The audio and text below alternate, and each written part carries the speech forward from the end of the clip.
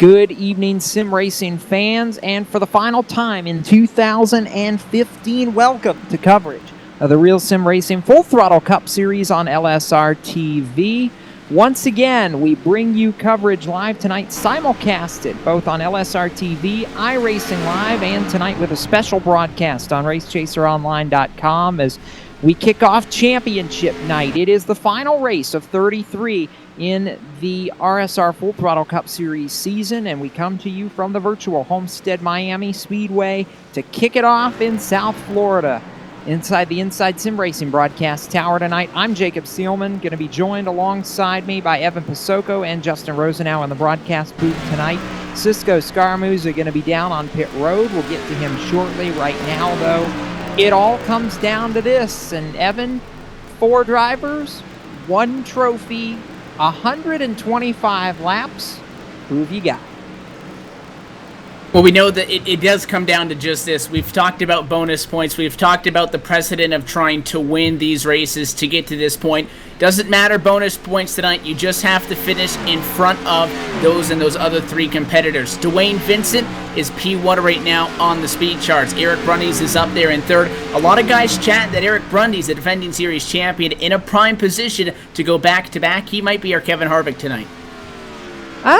I'm not so convinced about that. You know, you talk about storylines, and Justin Rosenau, there are a lot of them tonight. Brundys trying to play the role of Kevin Harvick, but then, of course, you've got Greg Evans, who arguably comes in with the most momentum, having won 2 of the 3 Eliminator 8 races at Martinsville and at Phoenix. You've got Dwayne Vincent, the wily veteran.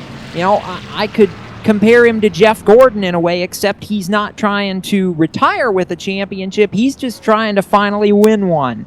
And then, of course, Christopher Hurlow, the young West Virginian who comes into this race, the ultimate underdog, a rookie, never expected to make the chase. He started his career in RSR, coming off a car accident that left him barely able to start the first couple of races, and now he's got a shot at a title.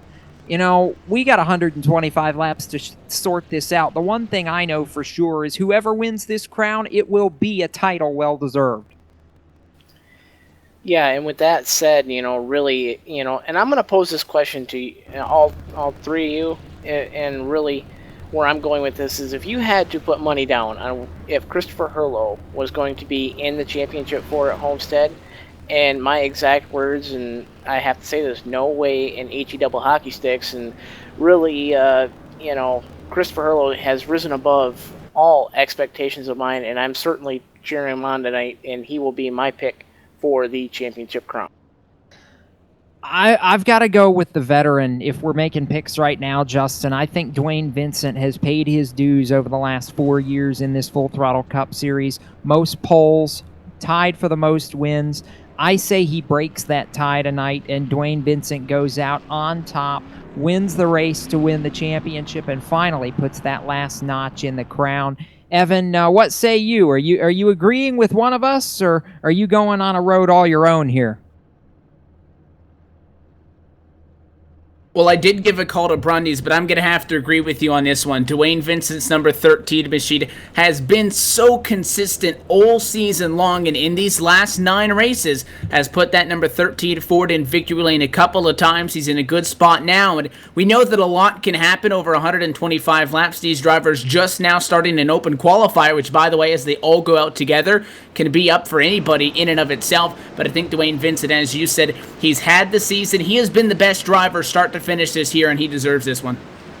Well, they start the open qualifier, and we're going to hear from these 2 drivers that I'm about to talk about after the race tonight, Evan. We were hoping to catch them before qualifying, but since we're getting that underway, we will postpone those interviews till post-race. But do want to give out 2 awards here before the drop of the green flag that Real Sim Racing and the Full Throttle Cup Series presents every year. And Brennan Mercer, one of the series sponsors and representative, joins us now here before we kick things off tonight. Brennan, we got the Most Improved Driver Award that you guys have given out the last 2 seasons, and of course the Sportsmanship Award for the cleanest driver in the league, and a lot of voting going on over the last couple days in regards to these, and these two drivers voted on by their peers and get selected. Let's unveil these two awards before we drop the green flag tonight. So, thanks, Jacob. So we had 2 awards that we do every year for the last couple of years, and for the most sportsmanlike cleanest driver award, we had 3 nominees, and these are all nominated by peers and just kind of pick between them. So we got Eric Brundies, Chad Cole, and Steve Goschuk. Steve Goschuk won the award by 1 vote over Chad Cole. So it was a pretty well contested, and our most improved driver this season was Mitch Rollo, as voted by peers. He pretty much got more than half of the votes. So 2 prestigious awards, even to be nominated, as I said in the drivers' meeting, is a big honor. But special nods to those guys that won by their peers. It's always a lot of fun, I think, for us to see. And before we cut you loose tonight, Brennan, I know you're going to be intently watching this deal. We come to the end of another season. You got 4 guys left running for a championship tonight. Are you happy with the way this is shaking out this year? I know all of you admins at the start of this year were hoping that we were going to have a season with some of the storylines that we've had. And I really think this year has lived up to all expectations that we set at the start of the year in Daytona and then some. Yeah, it was a lot of fun running this year. I mean, I think we had I don't think we've had a field that was under 32, 33 cars. So very, very happy with the turnout this year. Also as well, I mean, the racing's been really, really, really, really exciting to watch at times. I think there's no clear-cut favorite. Like the last few years, we've always had favorites. I mean, Brundies last year, Chad Cole, Dwayne Vincent the year before. Always had a favorite, and I think coming into this year there was no clear-cut favorite, and that's what that's not to take away from those guys, but I mean, this just shows how much the competition has stepped up to the plate this season for 2015. Well, I know you're ready to take it all in as well. You've raced all season. We got 125 laps to go, so we'll let you get to your duties tonight, and we'll see you after the race on the championship stage. All right, thanks guys. Enjoy the show. That's Brennan Mercer, series sponsor with the Full Throttle Cup Series at Garry Mercer Trucking Incorporated, and of course driver of the number 29gmercer.com Chevrolet. And Evan, we're getting down to it. We got 5 minutes already into this open qualifier, and what I'm already looking at, 2, 3, 4, 5, they're getting shuffled up a bit, but right around this top 4 or 5, you keep finding your 3 championship contenders, and I started to say they were all locked together in formation, and this last time around, Greg Evans in the 23 jumps right up to the top of the leaderboard. You want to talk about drawing first blood, a pole tonight would be the way to do it. And that's the fun part about this open qualifier, is these guys don't go out, do 2 laps, and that's it. So you have 15 minutes. Greg Evans is sitting atop the pile right now. However, he's not done. He's sitting down on the pit lane, and he's waiting. Eric Brundies, not all that much slower. Mitch Rollo, Thomas J. George, Dwayne Vincent, Chase Driver, up there inside at the top 5. They still have 9 minutes to gain an extra 1 or 100th of a second to be able to succumb him to take over the race lead in the qualifier session. So Greg Evans, he has the top spot now. He's not satisfied. It's kind of like the race. It's a head game right now, and it is a big statement, especially as you mentioned, for Greg Evans, coming off of 2 trips to victory lane in the Eliminator 8 round, has arguably the most momentum into tonight. And we talk about, again, it's 125 laps tonight. That's just shy of 200 miles. There's a lot that can happen, but it makes your night a little bit easier when you start in clean air. Yeah, and Justin, we were talking about Brundies, and he was at the back half of the top 5, and his last lap around popped right up there to the front row in second, and he was that flyer that he put up to get himself on the front row. I know we talk about it all the time, but track position, I really feel in this race tonight is going to be a big key, especially for our championship drivers. Christopher Hurlow right now was getting ready to go on a run and sits 10th. He was trying to go on another run and pick up some time, but when you talk about all these guys are within basically a 10th and a half right now, you can't cut it much closer than what these guys are doing. No, not necessarily. We're talking literally the blink of an eye is really the gap between the field for the most part, and really what I'm noticing thus far through the qualifying session is the fact that the track really starting to pick up time from where it was in practice. You know, your fastest lap was 30.5 flat, and now we're getting guys down in the 30.4 flat range, and really these guys really need to figure it out if they really want to assert themselves, especially drivers like Christopher Hurlow, sitting 11th right now in the qualifying session. You know, he's really the last of your 4 chasers really on the grid that really needs to find some speed here in the qualifying session. Is through practice and in qualifying, he's really found himself at the bottom of the top 10. Right now, statistically, I know we've got about 6 minutes to go, just over 6 minutes to go. If Greg Evans can hold on, though, and claim this pole, it would be his second pole of the Chase, second career GMercer.com pole award. And, you know, he's only got about 6/100ths of a second right now. But, Evan, how big a statement is it for one of these 4 championship guys to the other 3 if they can be the one to say, I had the speed and park it on pole tonight?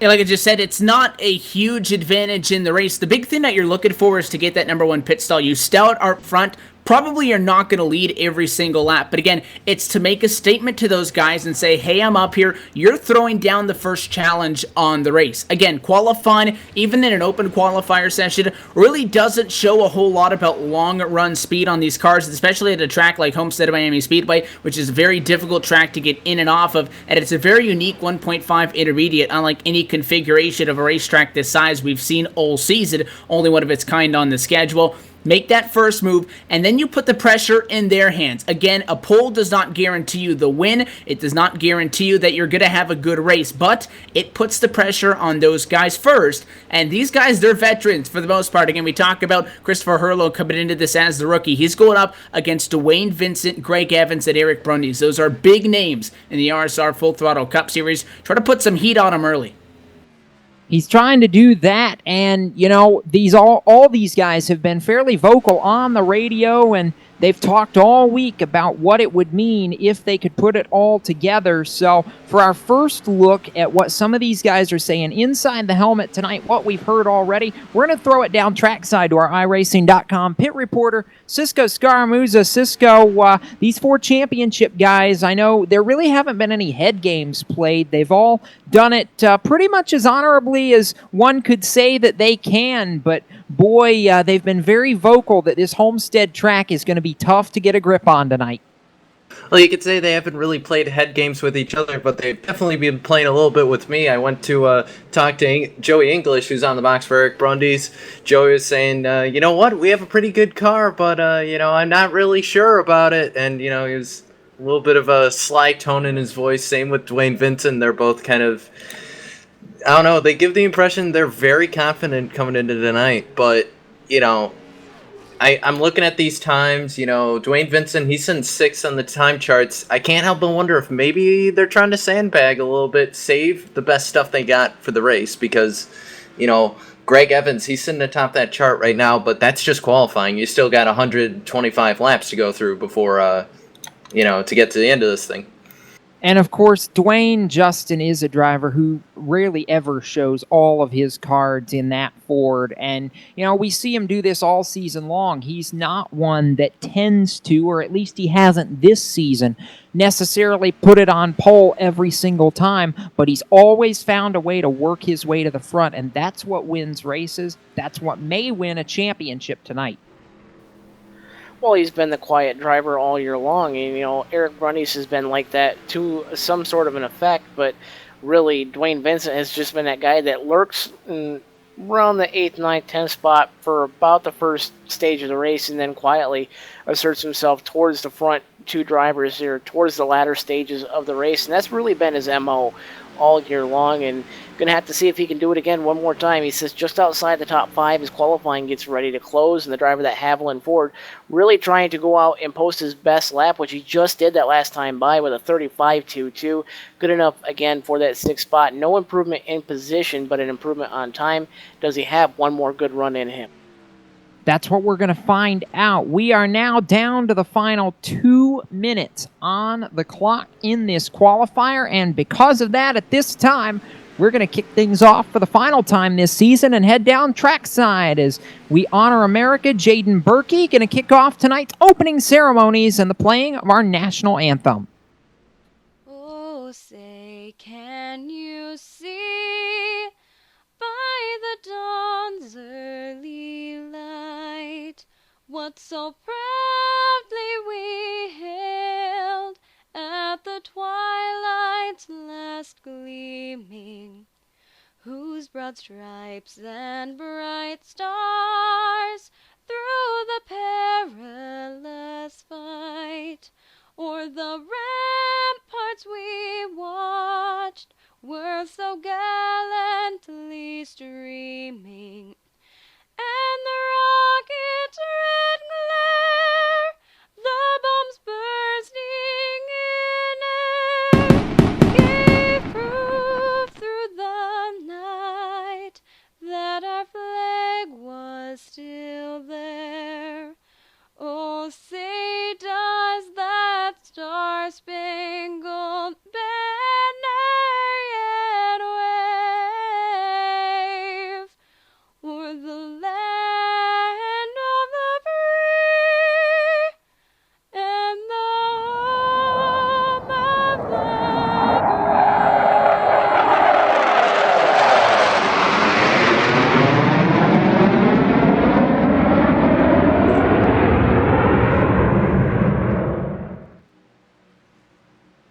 We bring you back topside as we have about 15 seconds left on the clock. Mitch Rollo, a non-championship contender, has jumped up to the number 2 position. Talked with him before the drop of this green for the qualifier, and he thought they had a very good piece, as did his teammate and team owner, Corbin Hemstreet, who's jumped up behind him in the 4th position. So you've got RCO Boomtown Sim showing a little bit of speed in 2nd and 4th.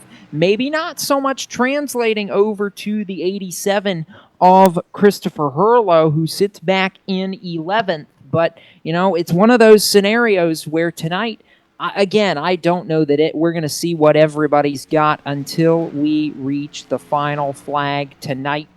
We're going to get ready to wrap it up, and we'll talk about the front row right now. Second pole of this chase and the second pole of his RSR Full Throttle Cup Series career. Greg Evans parks it with a lap of 30.427 seconds, 4/100ths back in P2. The 96 of Mitch Rollo starts second tonight, and in third, the driver we're going to talk to as we get set to roll the green flag tonight. So you'll see the starting grid roll at the bottom of your screen. But Evan Pasoko, we are going to try and dial up our reigning series champion and see if we can't talk to Eric Brundys before the green flag. Eric Brundys, it's Evan Pasoko, Jacob Sion, but Justin Rose now in the booth. You get a copy? Yeah, I got you.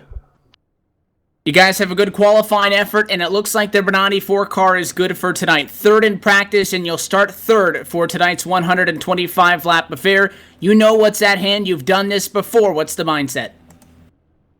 Just take it one lap at a time. You know, it's a long race, and we're starting up front, so that's good. But there's so many things that can happen. So we just gotta keep the fenders on it and just run our race and run our laps and get into a rhythm and just see what happens. Eric, you've been here before. You're the only one that's been here before the 4 championship contenders. Does that give you any sort of an edge going into tonight?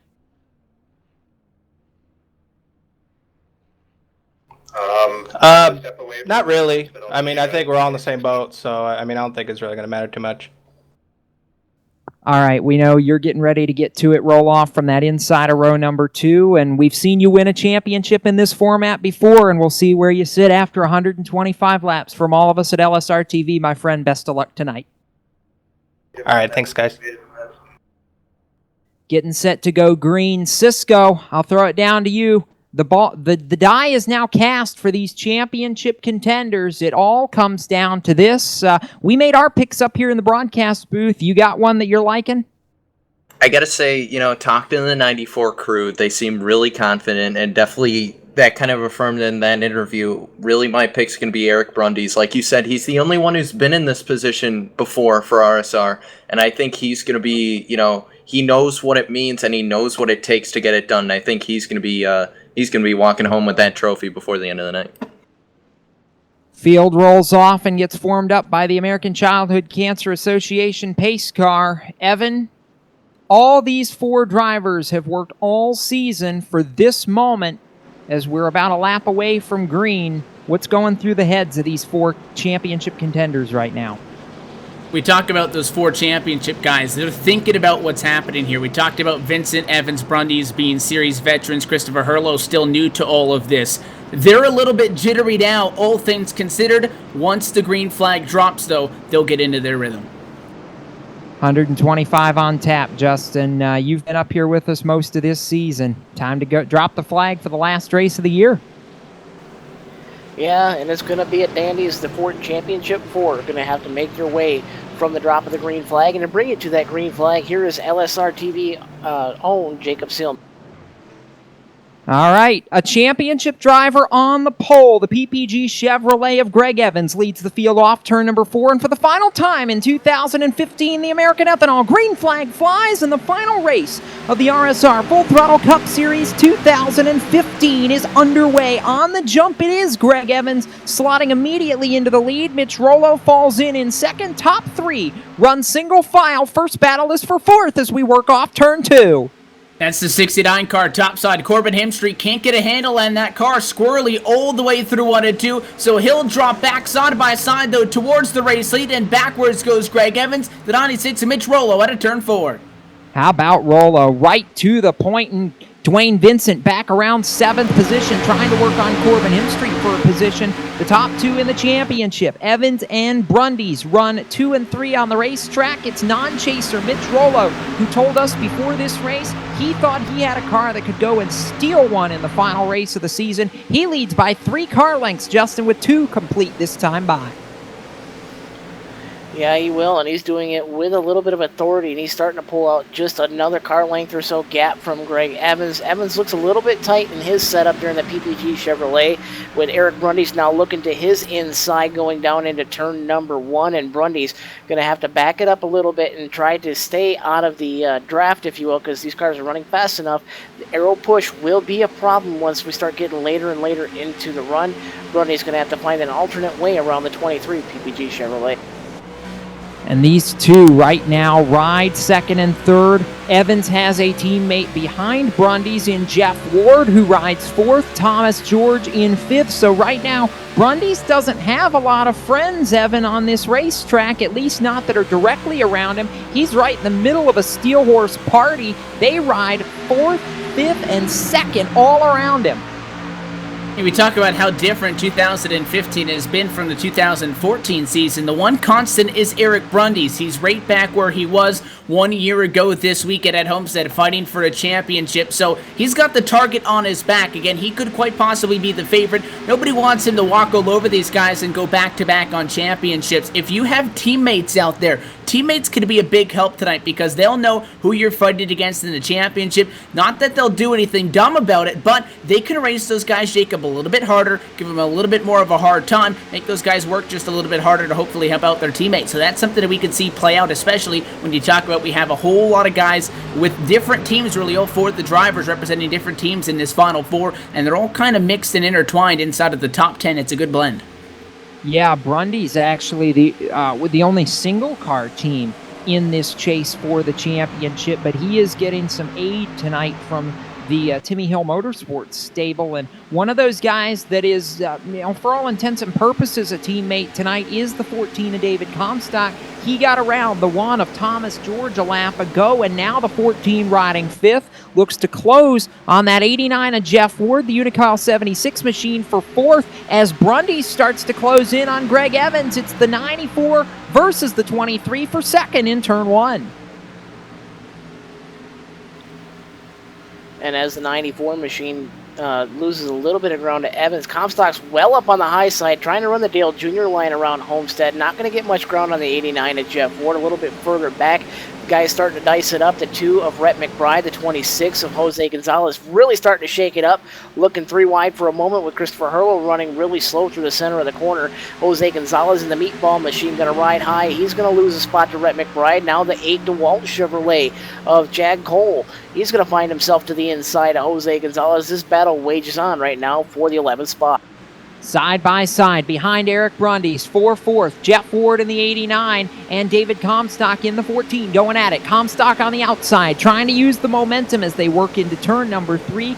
Ward chucks it into the bottom of turn number 3, and he is trying to hold off that 14. Comstock has to give way. But he's able to get up in front of him. Down the front stretch they go. Lap 9 in the works. And after about 10 laps, these guys really going to start to feel the tire fall off. And they slowly move up the racetrack. Middle to high line. That's where you find the 14 of David Comstock. Trying to utilize all 20 degrees of banking down the backstretch. Gets the run to get there. And how about that Jeff Ward? The smart move. He backs out of it. He lets that 14 of Comstock go. So it's the Monster Energy Chevy up to 4th. The Unical Chevrolet back in P5.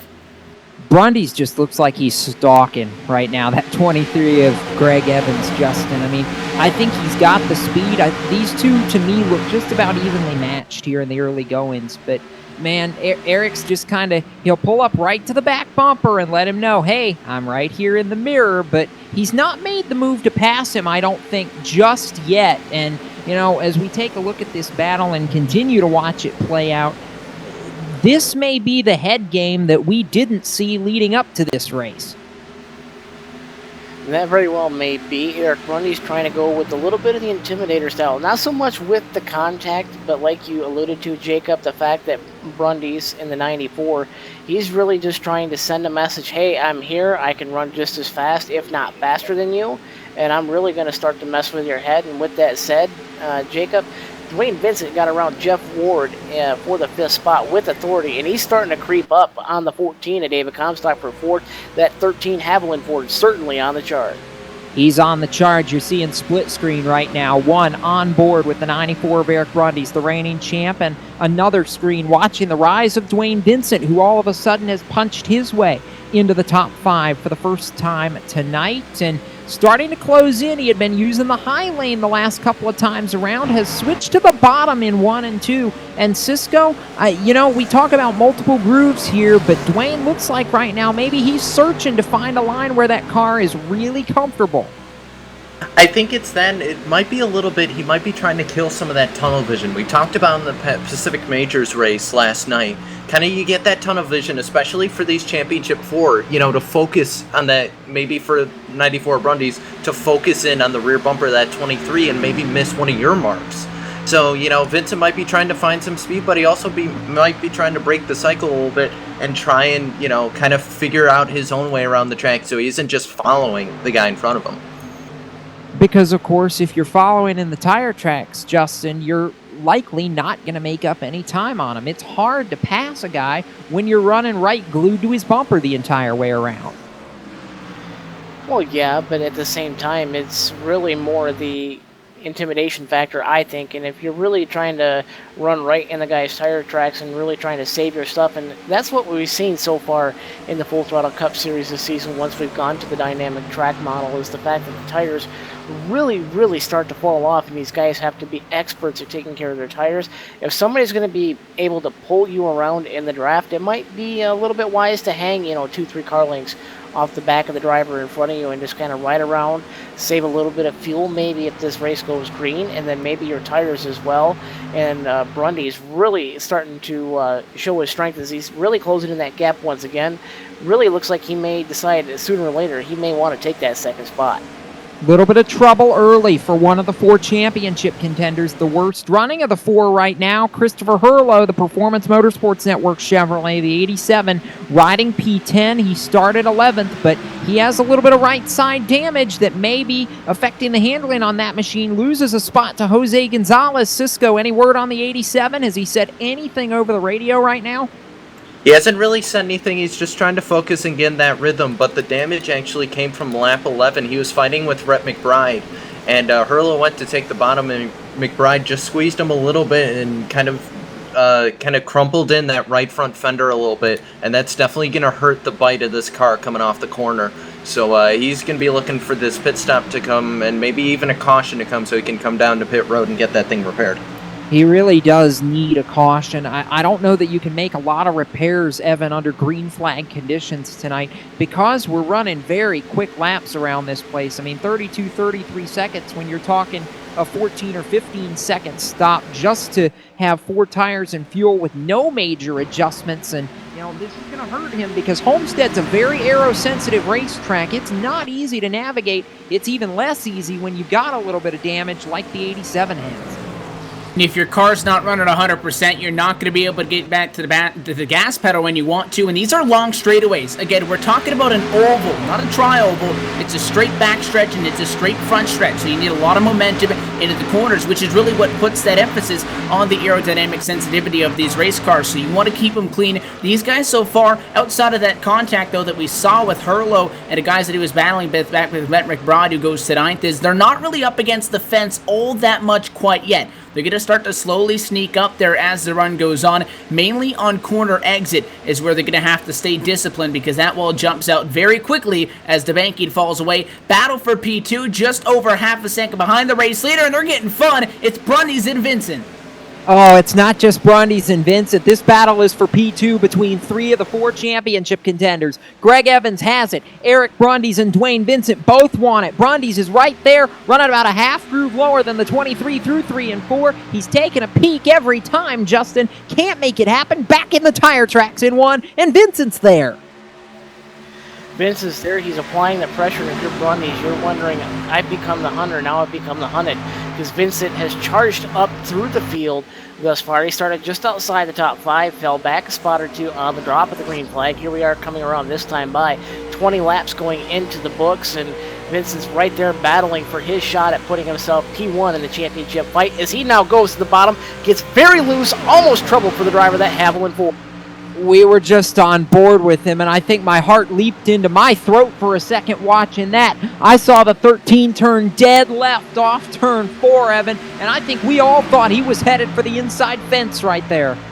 And the 94 had a bobble in front of him too, so Brundys getting loose. I was just talking about a moment ago how corner exit, these cars are going to start to get loose. They're going to start to get really snappy loose, and that means that they're going to be pushing up the hill because you don't want to give it too much wheel. That's when you can find that problem where you end up in a fence, back in the corner up a little bit more. Good news for Greg Evans is, well, he had no problems that time through, so he pulls out 4/10 of a second over Brundys. Vincent now P3, P4. Not really pulling away, though. Mitch Rollo still 6/10 of a second in front of the field right now. He wants to walk away a winner to end off 2015. Maybe a statement for what his season has been after he was eliminated in the round of 12. And you know, Talladega was a sore spot for Mitch Rollo. He really thought that he had a shot if he could make it to the round of 8 to contend for this championship. And, you know, he was one race away, really, Evan, from being able to make it to that round of 8. And he performed exceptionally well in the 3 races leading into Homestead. You know, you talk about what might have been. I feel like for the driver of the 96, this may be a little bit of a look at that tonight. You know, what might have been if he could have gotten a few more points, a few more good breaks, and be able to contend for this championship. Trouble on the apron, Jimmy North, a lot of smoke from that 84 machine. I believe he got into the turn 2 wall there, Jacob, in trouble striking that driver, who's got some very special colors, a replica paint scheme of Jeff Gordon's final race car to be raced just last night at the Homestead Miami Speedway, and battle on for the second spot once again. The 23 of Evans in second, the 94 of Brundys in third, and the Vincent machine, the 13 Haviland Ford, and a replay going up on your screen of the Jimmy North incident. And Brundys gets very loose out of turn 4. Vincent's right there now. He's looking to the inside, looking to be door to door now in turns 1 and 2. This is the statement move right here. Dwayne Vincent, you got to hold it on the bottom. It is not easy to make that happen because you can't get the momentum off turn 2. But look at the 13 of Vincent charge through the center of the corner. He gets through as they go 3 wide. Joseph LaPlaca there was on the bottom of the racetrack and wisely gets out of the way. But now it's Dwayne Vincent on the hunt. He claws his way to third behind Greg Evans. This is the battle of 3 of our 4 championship contenders right now. And Vincent now on the attack. He wants the points lead. And those guys side by side, you talk about the conditions of this racetrack that can make those battles always treacherous. Look at the 94 to Brundy. Squirrely that time at a turn number 2. Keeps her down. Both that 94 and the 13, Jacob, they're faster than Greg Evans. They've been falling back, closing back in, but they have a couple of close calls. Off of 4, off of 2. It looks like Greg Evans is a lot more calm than those drivers behind him. He's not running as quick lap times every single time around. That's why the battle for P2 rages on, but because of that, he's running a smoother line, and maybe he's saving those tires for a longer stint as we continue to go green now through lap 27. He is very smooth right now in P2. He is, but he wants more. He wants to hold that 13 of Vincent behind him. The problem is, I don't know that Vincent is going to have anything of it right here. He is right there, and these 3 continue to run in lockstep. We're now already almost a quarter of the way through this race. 27 of 125 laps complete this time. Here comes the battle for second into turns 1 and 2. Vincent to the bottom. Greg Evans way up to the top side of the racetrack. They're going to be wheel to wheel for the points lead off turn 2. Those 2 door-to-door out of turn 2, almost making contact at the apex of turns number 2, and really is the Haviland entry of Vincent goes down to the bottom. The drive on the high side going to be given to the PPG Chevrolet of Greg Evans. Evans going to drive back around the outside of Dwayne Vincent, and Vincent says not so fast as he's clawing back on the inside down the front straightaway. One's going to have to think, guys. I think Vincent really going to take the battle from Evans and take it all the way up to Rollo if we stay green, and I have to say Evans doing an admirable job of holding off Vincent. He's doing well, and you know, that was a veteran move right there by Vincent to fall back in line off turn number 2, because Evan, you can only run side by side like that for 2 or 3 laps before you will absolutely burn all the good off your tires if you're not careful. It's hard to run the bottom here and not burn those tires up. Here we talk about the preferred lane, middle to the top. You see these guys a little bit lower, the 96 of Mitch Rollo in clean air. That car's able to stay down because he's not getting as tight of a push, so he's not going to wall it at a turn number 2. Behind, though, that battle continues to rage on. Vincent peeks to the inside. They'll go at it side by side for second. It's lap number 30, and a Haviland Ford Fusion on the inside. Good run center off. They'll be door to door. This could bring Brundy's back into the picture. That 94 lurks in P4. Nose to nose at the stripe. Small advantage topside for Evans. Do you not get the feeling already that this is going to be exactly what the championship battle, guys, is like for the next 75 or 80 laps of this race? I mean, they're racing like it's lap 124 already. We're not even a quarter of the way through this race, going to be quarter distance this time by the flag stand, and it's been unbelievable between these 3 championship drivers right now. And Vincent pulls it out to P2. As he does, he just barely clears the 23 PPG Chevrolet as Evans with the crossover move. Now looking down towards the bottom in turns 1 and 2. Not going to get it done as Vincent goes all the way up to the top side as he's going to run the junior line high, wide, and handsome around the outside. He's going to try to use that run off the banking down the back straightaway. And Greg Evans, to his credit, he's all the way on the back bumper, that Haviland Ford once again, and he's really trying to take the fight back to Dwayne Vincent. Vincent, in the meanwhile, he's trying to set his sights ahead of Greg Evans. He wants to go run down Mitch Rollo, and I have to say, it's been very impressive. As hard as he's been racing Evans, he's been slowly reeling in Mitch Rollo. That's what's really impressive right now. I agree with you, Justin. I mean, we didn't expect, and especially when these guys get side by side, the fact that, you know, you don't expect somebody. Oh, Vincent maybe with a problem. He's ducking all the way down to the apron, maybe like he's coming to pit road. Cisco, any word on the 13? Nothing right now on the radio. I'm thinking it might be a fuel strategy here. They might be trying to short pit, and I think Greg Evans just came over the radio and said he wants to pit now, so I believe this might be the start of green flag pit stops. Evan, did Dwayne Vincent just force everybody's hand knowing what the tire fall off is here? They're running 3 seconds slower than they were at the start of this run. You can't give up more than about a lap here if you're going to have any hope of being up at the front. It's huge, and we saw that be a dictating factor last night when we did 267 laps here for the Pacific Majors final. You come down pit road, you get back out there, you're back on your prime speed. If they stay out 1 lap, 2 laps, that's 3 seconds, 2 seconds per lap. Dwayne Vincent is making everybody else play his ball game because he kicked it off. They have no choice but to come down. Meanwhile, Mitch Rollo continues to lead this race. Eric Brundys has stayed out for the moment and rides second. But Cisco, Greg Evans, saw what Vincent did, and he's had to come right with him. He's in front of you. Yeah, right now, here we go. 4 tires is going to be the call right now, so the right side's going up right now. They're getting the tires on there. Now, Evans came over the radio, said the car was fine, so there are not going to be any changes. Left side's going up right now. It should drop, and he's away right now. No penalties, and a great stop right there for the 23. Yeah, that was a very clean stop right there. I was impressed by it, and now, you know, we're not talking about bonus points here, but Eric Brundys to the lead.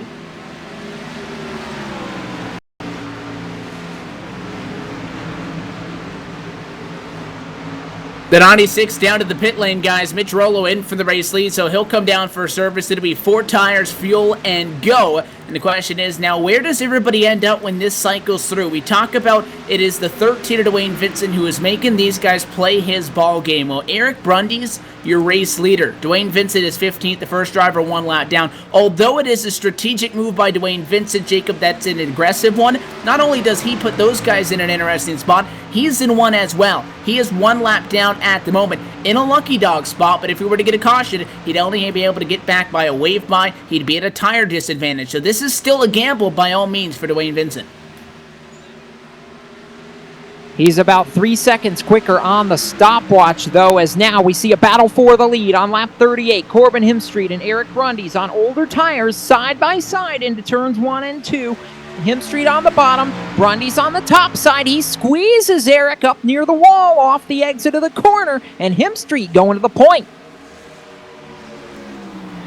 Hemstreet asserts himself up into the lead, and one thing I want to point out, the 13 of Dwayne Vincent, much faster in and off of pit road than the 23 of Greg Evans.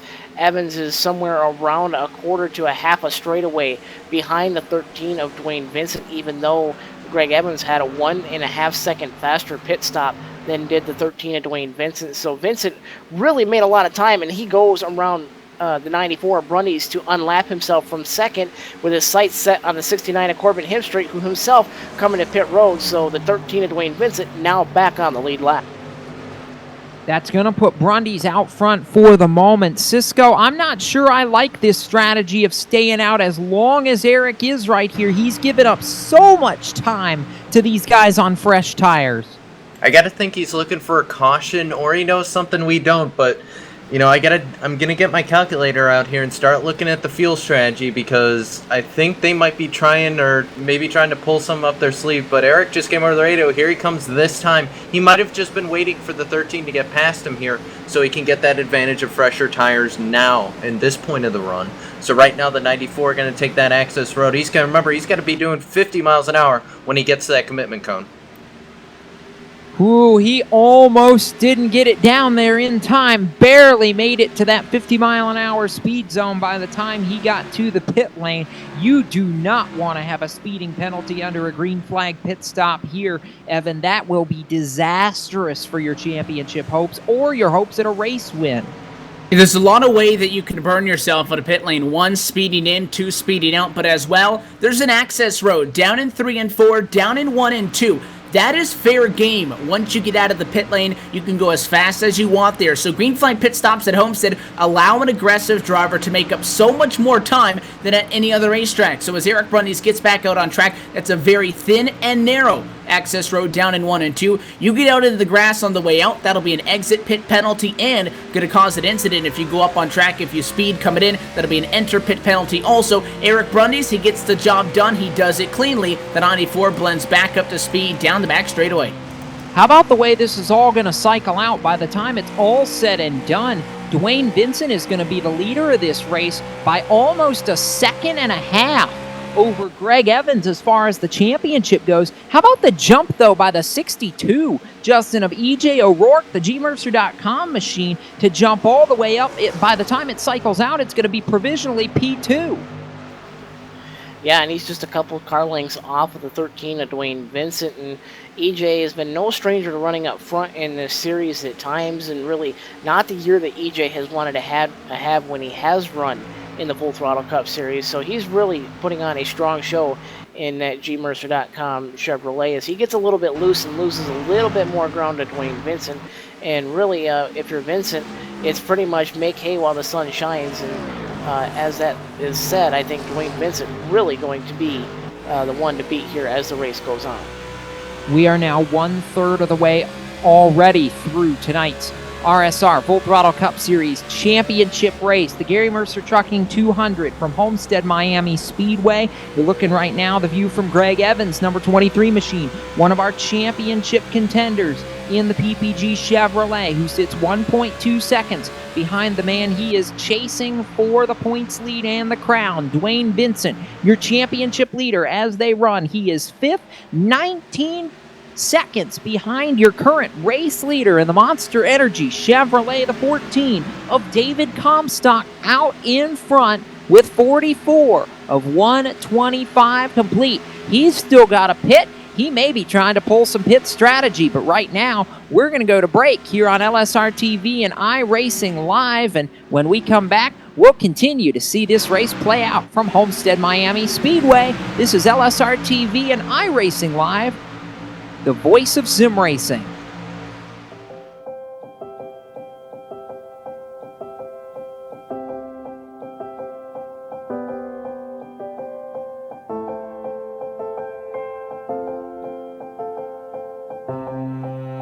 Trucking has always been a part of me.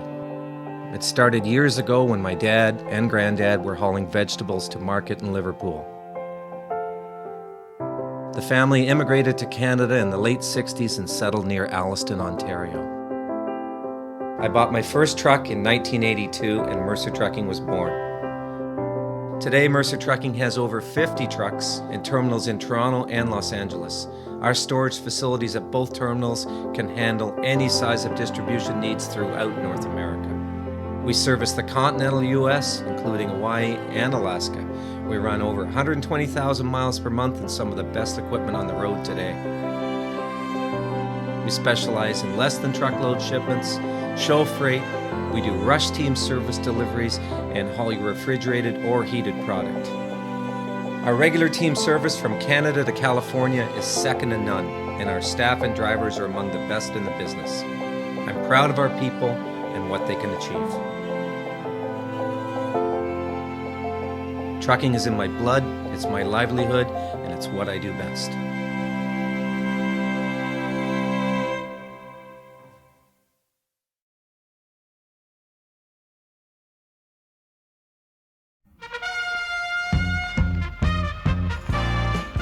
While lions are notorious for their voracious appetites, they spend a great deal of time feeding other creatures. In fact, lions will take great care to ensure there's plenty to go around. As you can see, they keep giving with utter ferocity. Bravo, lions, and bon appetit. Do good, be a lion.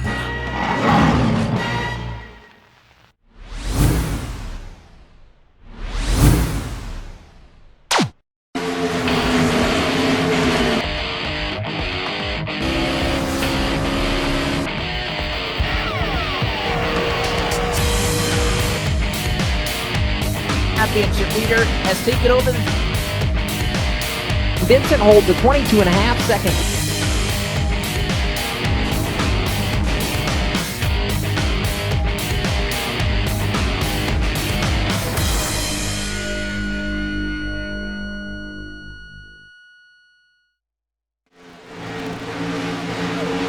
Welcome back to the championship race for the RSR Full Throttle Cup Series, presented by Garry Mercer Trucking, the world leader in freight, as we run right now at Homestead Miami Speedway. The Monster Energy Chevrolet of David Comstock is your race leader by about 3.7 seconds over the Verizon machine of Nelson Rivera. Championship contender Dwayne Vincent and Greg Evans ride third and fourth in the battle for the throne right now, with now 51 of 125 laps complete. They continue to close in on the race leader as we welcome you back inside the Inside Sim Racing broadcast tower. Jacob Seelman, Evan Pasoko, Justin Rosenau on the call. Cisco Scarmuza down on pit road as we close in on halfway. David Comstock doing a yeoman's job right now.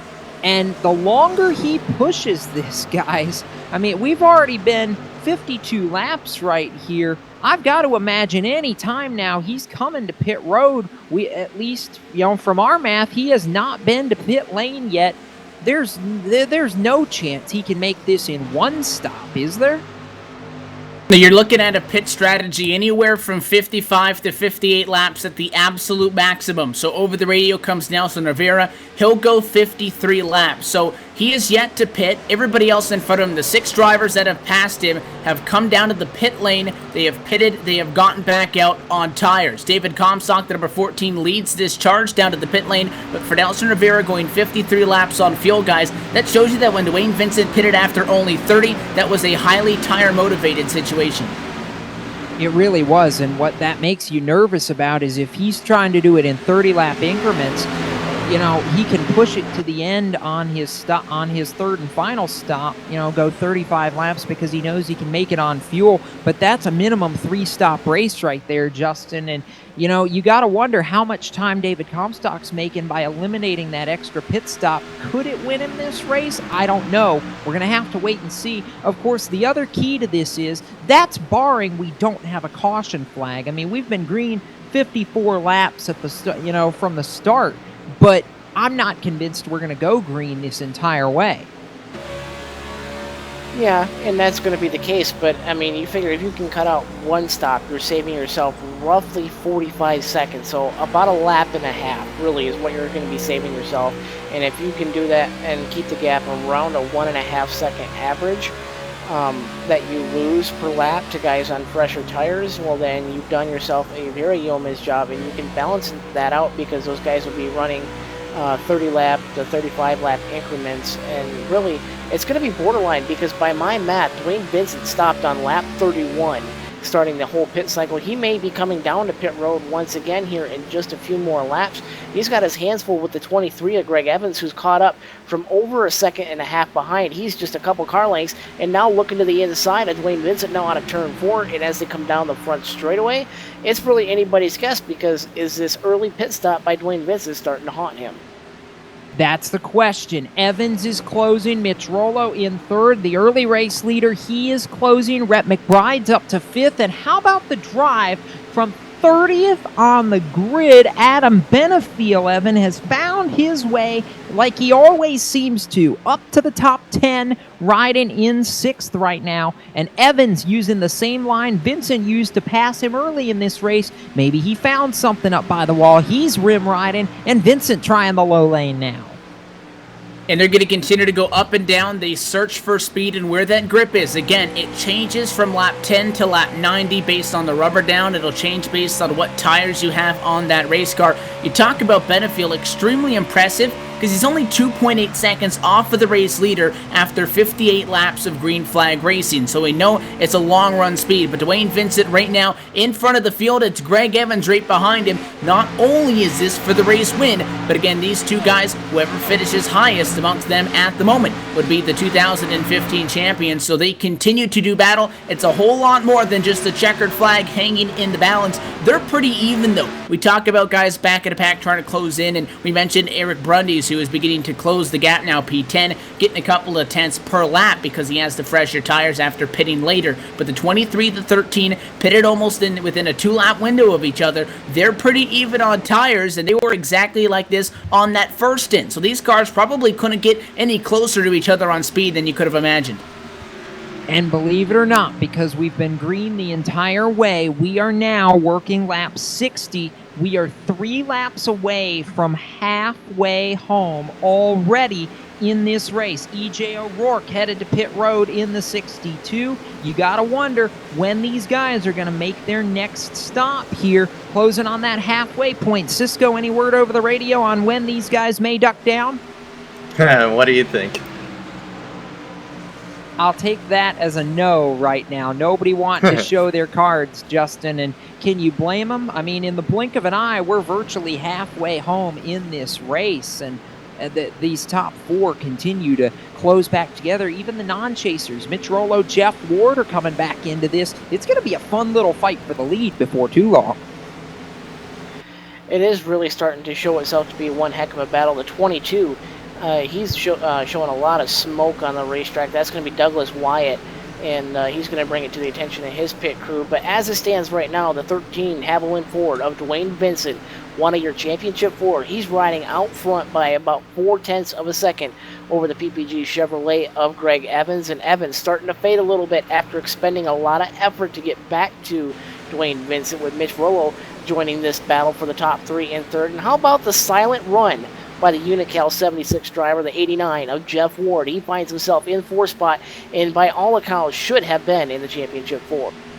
He really should have been. Missed the race at Phoenix, unfortunately, and you know, he's had a fantastic season. You got to give props to the job he did, picking up his first career win earlier this season at Texas. And Evan, you know, we talk about a driver who arguably has, I think, the most class of anybody in this field. Jeff Ward saying earlier this week that he felt bad taking a chase spot from somebody that could have used it potentially to advance to the championship 4. You can't argue life circumstances, and this is a driver that absolutely earned his way into this chase and has driven everybody he's raced all season long with the amount of respect that he's gotten back on this racetrack. And I think you'd be hard-pressed to find anybody that didn't have something nice to say about the driver behind the helmet of that Unical 76 Chevrolet.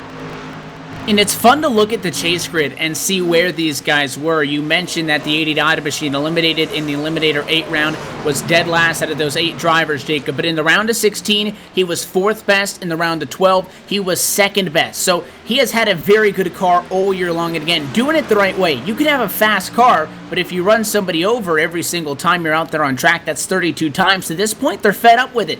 Do it the right way and let the race car talk. Absolutely. Since we're now past the halfway point, it's time for an LSRTV midway race break as we are halfway home. Mitch Rollo headed for the pit lane, I think this time by, but out in front, the Haviland Ford, Dwayne Vincent, one of your championship contenders, also your current race leader in car number 13, riding second, his main rival through the early stages of this race, Greg Evans in car 23. Up to 3rd now. Mitch Rollo did not end up ducking down pit road that time by. He rides 3rd in the 96. Jeff Ward, Rhett McBride, the top 5. Adam Benefield has made the charge from 30th to 6th. Corbin Himstreet 7th. Eric Brundys, another championship contender 8th. Jose Gonzalez 9th. Christopher Hurlow 10th. And the leader, Evan, heading to pit road, going to shuffle this order a little bit. And he basically makes the exact same stint that he did the first time. Came down just past lap 30, and now this time at the halfway point. So we know what Dwayne Vincent's doing. That's a 3-stop strategy. He pitted at what you want to call 1/3 distance, and now trying to go through to the halfway point. Then he'll split these next 61 laps in half or so by the time he gets back out there. Then that's it. So you're looking at 2 more 30-lap stints, almost cutting him in half with fuel as he's down to the pit lane. Very clean entry, taking it methodically down to the pit lane. And Greg Evans coming down as well. Cisco, we'll throw it down to you. Yeah, right now 23 is going to come on pit road. Remember, he's coming in with a head of steam, able to get it down to 50 miles an hour before they hit those cones right there. But right behind him is also that 96 machine of Mitch Rollo, who's been really strong all day today. So keep an eye on him. He's not racing for a championship, but he's racing to win this thing. And right now 23, he's going to have the best pit stall on pit road right now, as he's going to roll into that number 1 stall right there. Tires going up on the right side right now. Once again, no changes for the 23. He's pretty happy with the car, but I think I got the calculator out. I believe what the strategy for the 94 is going to be is he's going to pit a couple laps after these guys and maybe take the early hit in time, but he should be able to make that up. So I think that might be the strategy of the 13 here, is to not the 13, the 94, is to make up the hits you took in the early one and maybe try and make up enough time to the point where you're going to leave ahead of these guys on that last pit stop. And that's where it matters, is that final stint. And, you know, we look at this right now. Brundys rides 2nd. Hurlow rides 4th. They would be 1-2 in the title fight right now. And Justin, this is all providing we don't get a caution. How does this change everybody's philosophy, everybody's mindset, if for some reason the yellow flag comes out here? Well, if you're one of the guys who's already come down to pit road, like the 13 of Dwayne Vincent, the 23 of Greg Evans as well, that kind of throws a big monkey wrench in things, because if you're not the first car one lap down, well, that kind of traps you there, and it's going to be a long road to hoe to assert yourself as the champion of the final race of the year. And Eric Brundy's, really, I think he's either trying to save himself for the end, but yet again, he's also trying to play it safe by giving himself a few laps extra and costing him that time to guarantee that he does not get trapped himself down on pit road. Because if he comes down to pit road before the 87 of Christopher Hurlow, that leaves Hurlow as the only Championship 4 contender that would be out on the lead lap. And of course, then it would make life very, very interesting. Vincent's already worked his way now to the second car, one lap down. Evans gave up a little bit more time during his pit stop, now clawing his way back forward. Up front, though, as we pass lap 71, the battle for the lead starting to heat up, even on a little bit older tires. Eric Brundy's in the tire tracks and in traffic with the 69 of Corbin Hemstreet. They're trying to fend off lap cars that have much fresher tires, and all the while trying to fight for the lead. Brundy's right in P2. Hemstreet there 4/10 in front, and Greg Evans and Chad Cole, you see them, the 8 and the 23, right in your picture on fresher tires, getting a lap back right here in Benefield. Evan makes a big squeeze in the 77. Puts the move on him on the bottom of the racetrack and gets going. And again, right in the middle of this cycle, it is extremely evident what those tires mean. I'll tell you what, though, guys. Eric Brundy's leading this race right now. Drops back after getting passed by a couple of guys. But the highest running championship driver, you see that 80 dot of Jeff Ward, easily makes the move. Eric Brundy's is now good on fuel if he makes just one more stop. Okay, guys. So now, Justin, does that change the philosophy? If you're Eric Brundy's, do you try and, if you think this is going to go green, do you maybe try and call an audible or pull a bit of a miracle here and maybe see how far you can stretch that fuel and try to hold on to the time advantage you gain by staying out?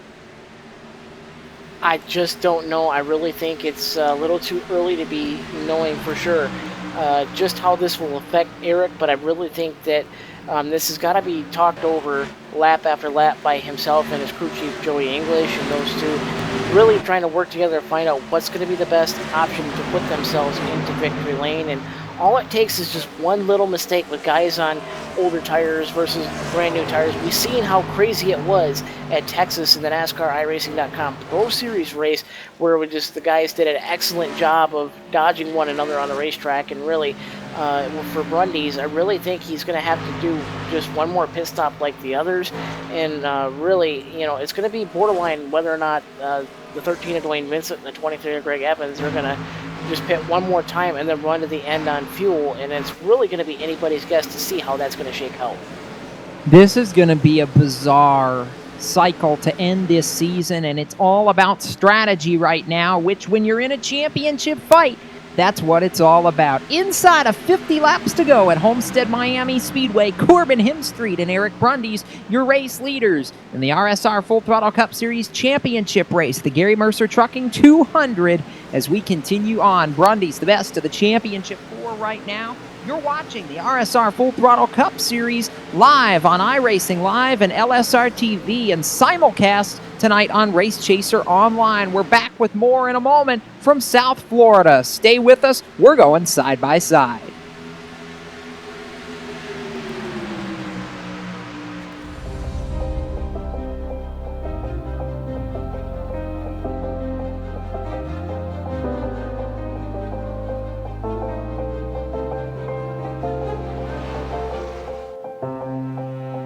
Trucking has always been a part of me.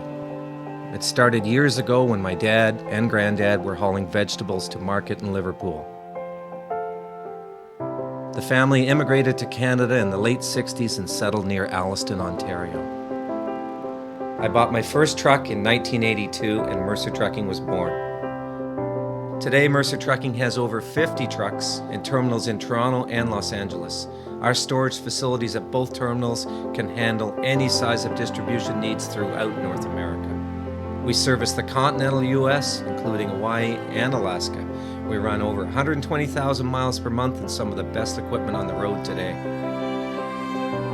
We specialize in less than truckload shipments, show freight, we do rush team service deliveries, and haul your refrigerated or heated product.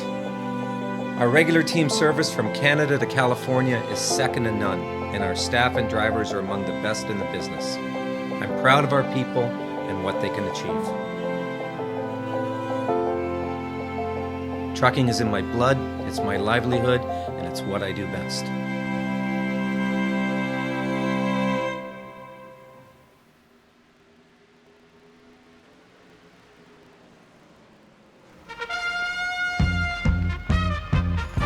Once its sights are set, nothing can stop the ferocious lion from capturing its prey.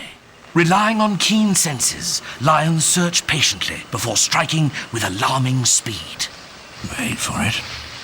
Gotcha, Mr. Piece of Rubbish. He is truly the master of his environment. Do good, be a lion.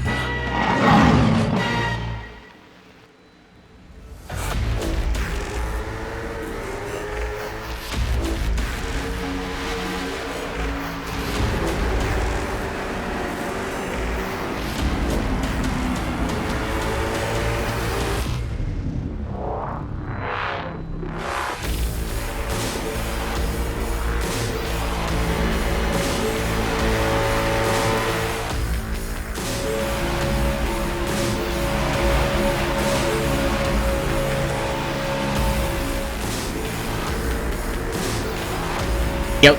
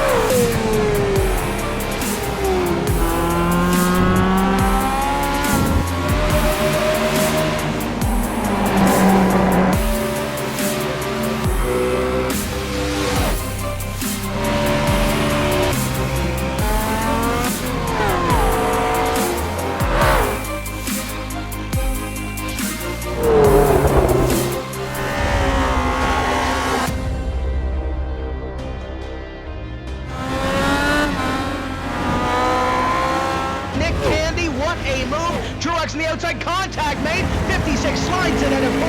Who's going to be at the stripe? Dead even. Give it to Ryan Truex. Truex is your winner over Tandy.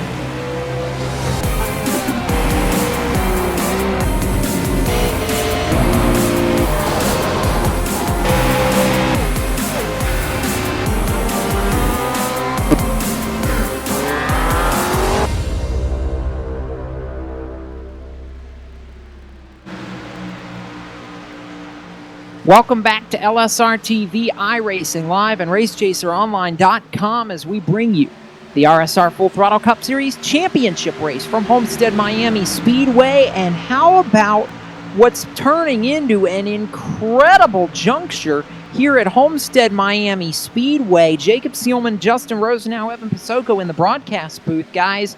And while we were side by side at commercial, we saw at lap 82. So 43 to go, Eric Brundy's come down and make what we anticipate, Evan, to be his final pit stop. And if this works out like we're thinking it's going to, and Evan, I'll let you explain the scenario right here based on how he's worked this strategy, there's nobody that's going to beat him. He's outsmarted everybody on a brilliant piece of pit strategy tonight. Yeah, well, Homestead's been known to do this, and Eric Brundy's, they had this set up from the beginning. Again, we were skeptical when he stayed out longer than everybody else. It put him behind, but you're talking about a 125-lap race where you can go over 50 laps on fuel. You look at those numbers, it should be no question that it's a two-stop race. But we said that when Dwayne Vincent came down pit road at lap 31, that is a pit for tires. Well, Eric Brundy's came down for fuel. So Eric Brundys was still 19 seconds in front of the field because everybody else had pitted and got back out on track. They were catching him, but Brundys on one stop was still 19 seconds in front. He has come down to the pit lane. We're well within inside of 50 laps to go. Now he has a tire advantage. You look at the intervals right now, he'll be scored back at 18th. He's 24 seconds behind Dwayne Vincent. That gap is going to close, and once Vincent comes down pit road, you lose at least a lap from getting down to speed to getting back out. He's going to blow him out of the water, assuming we stay green. The fuel strategy call of the decade. Justin, I mean, we look at this right now, the defending champ trying to go back-to-back. We gave him a shot coming in, but we figured he'd flat out run his way to the title. I mean, doggone, though, we talk about Eric Brundys, and I think the hallmark that defines him in this series over everybody else is, we've talked about it for the last 2 years, he is a mental racer. He is a very tactical, very analytical driver behind the wheel of that race car, and that may well be what gives him the title tonight, as we see Dwayne Vincent head to pit road here with 36 laps to go to make his final pit stop. And I really have to think, who does that sound like, guys, in the real NASCAR Sprint Cup Series? And my guess, and I'm sure it's going to be everyone's guess, how about 5-time? How about the Lowe's crew? 6-time. 6-time, sorry. But, I mean, as it stands, 6-time Jimmy Johnson, that crew, very analytical driver, very analytical crew chief. The combination of Joey English and Eric Brundys, these guys could start their own run here in the Full Throttle Cup Series, and it certainly looks to be that way, as he's just 15.9 seconds off the race leader, David Comstock, and that's all going to change here as we start this cycle of green flag pit stops for what very well could be the run to the end. It's remarkable right now, and you look at how this is shaking out. I'm not sure if the 87 is on the same strategy as the 94 Brundys. We think he is, but you look at that right now, Herlo actually leading Brundys by about a second here. Brundys closing in as this all gets shuffled up, but now you see where this is going to shake out and work. Eric is going to have a big lead right here on the rest of these championship guys, and you know, Herlo right up there too. If he's on the same tires Brundys is, this could be a fun little dash to the finish now. We talk about that 87. He's been a little bit off all race long, but we talk about the strategy aspect, Jacob. He pitted at lap number 74. That leaves him with 51 laps to go. He can make that on fuel. We have seen Nelson Rivera do at least 53 laps here tonight, but he pitted before Brundys, so that's why he's in front of him, because he got the better tires. Well, there goes Eric Brundys. The 94 has now passed him, and that would be for the championship point. Brundys out there a little bit later, but fresher tires as Herlo started to wear. Herlo's doing 50 laps versus that 94 doing about 40 at the end. The advantage obviously swings back in favor of Eric Brundys. He'll be at the start-finish line, scored in P3, and he's pulling away from Christopher Herlo, and out in front of him, no chase, guys. Brundys leads the championship at this point. And as the gap on the track is going through its pit cycle right now, Greg Evans coming off of turn 4, coming across the start-finish line right now. And where is the 94 Eric Brundys on the track? Well, he's about a half to 2/3 of a lap ahead. And the gap in lap times, well, a 30.811, now a 31.576 for Eric Brundys. And what is the 23 of Greg Evans running? Because he is the next in line. Well, he just ran a 31.251, so we're talking a gap of 0.3 of a second and somewhere around the 20 to 22 second range that we were thinking he was going to end up with at the start of this final run. And really, it's all Eric Brundys and Joey English here. It's really going to need a caution flag for Greg Evans and Dwayne Vincent to have a shot at the defending champ in the 94 of Eric Brundys. Yeah, the problem is, though, here, Justin, is if you get a caution, that puts everybody on the same tires again. And, Evan, that's, then it's all about a race to the finish. It's not about strategy or outsmarting anybody anymore. If you get a caution and everybody gets on the same tires, then it's go time. And that's how this race started, a race. And we saw those top 3 in the championship. Hurlo was the one that was sagging back a little bit around P10, but it was our championship 3, Vincent Evans and Brundys, 2, 3, 4 for a lot of it. So we know that their cars are so even. It could be a toss-up if they see a restart in this race. If we continue to go green, though, Brundy's trying to hang on. The gap back to the 23 of Greg Evans is 20 seconds. It is Brundy's that time by the start-finish line with a 32.0. Greg Evans back with a 31.4. So the advantage is still to Eric Brundy's. He's got 20 seconds to work with. The tire strategy will swing back in favor of those drivers behind him because they went longer on fuel than he did on the most recent one. The 94 pitted earlier than they did for their final time, making his second of 2 stops. They made their third of 3 on the night. So they'll get the tire advantage, but those tires, Jacob, as important as they are, I don't think they're 20 seconds worth of importance. In just now, inside of 30 laps to go here, that 94 machine of Eric Brundy's, he has played this to the T. He needs to keep the car clean, he needs to stay out of trouble, and he needs this racetrack to stay green.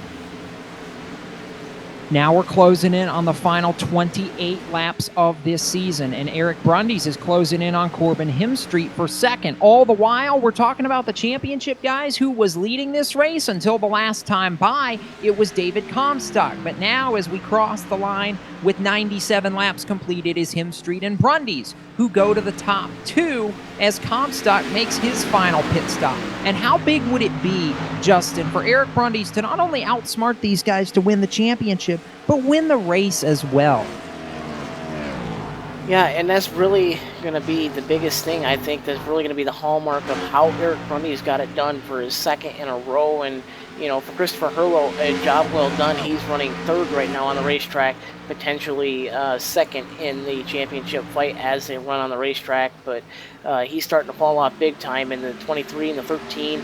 Well, they may run up on him before this thing's all said and done. But not to take light at the fact that Eric Brundy's is putting on a clinic in how to be that clinical driver. And he's now got his hands full as he's trying to run down the 69 at Corbin Himstreet for the lead. Just a couple of car lengths separate them as they come across the start-finish line, as we now put 99 in the books, lap 100 on the board. So we're down to the final 25 laps of this season, and Eric Brundy's has a 17-second lead on track over his championship rivals, make it 16 and a half now. Greg Evans, Dwayne Vincent. Evans actually leading Vincent in this championship haul right now, and Christopher Hurlo hovering second in the points race. Brundy's leads him by 7 seconds on track right now. So all 4 of your chase contenders back inside the top 7. Meanwhile, with 25 to go, Corbin Himstreet leads this race off turn 2. And Brundy's tries to close it and make that a battle for the race lead, but he's not going to force this issue with that 69 machine in the front. You talked about how treacherous it is side by side. You don't need to force yourself in a spot that can compromise you. You're working with a 17-second gap. Yeah, those guys behind you are quicker. It's Greg Evans in 4th and Brundy's in 2nd, but 16.3 seconds. You're working at about half a second per lap. So at this rate, Greg Evans and Dwayne Vincent aren't going to get much closer than within 8 or 7 seconds by the end of this race. So at this pace, you're doing good. The tires are going to continue to balance out for Eric Brundy's. So you need to be patient with Corbin Himstreet, but you can't wait too long because, again, Himstreet might make it difficult on that 94 to try to help out his teammate. We talked about team cars riding each other hard, not doing anything out of the rules, just giving each other a hard time to try to benefit their other competitors. It's going to be interesting to see, isn't it, here in the closing laps? And Brundy's has actually fallen off a little bit, Justin. It's now half a second between the two of them as we close in on the finish of this race. Almost down to 20 laps to go now. And, you know, I don't think Eric Brundy's pushes the issue at this point. He doesn't want to overdrive the car, maybe get it into the wall, maybe cost himself a shot at a championship.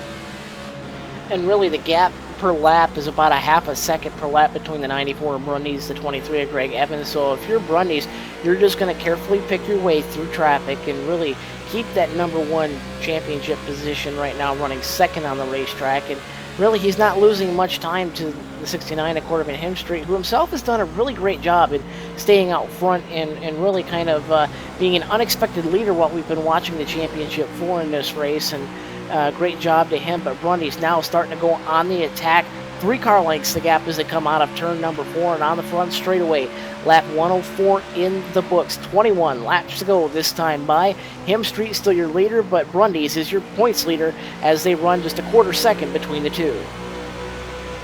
And who would have thought now, as we look at Brundys close in again, he would love nothing more than to close out this season, not just with the championship, but with a win as well. And the gap 2 car lengths, meanwhile, it's 14 seconds. Back to Greg Evans, Dwayne Vincent, this time by 20 laps to go, 30 miles in the RSR Full Throttle Cup Series season, and we've got a battle for the win on our hands.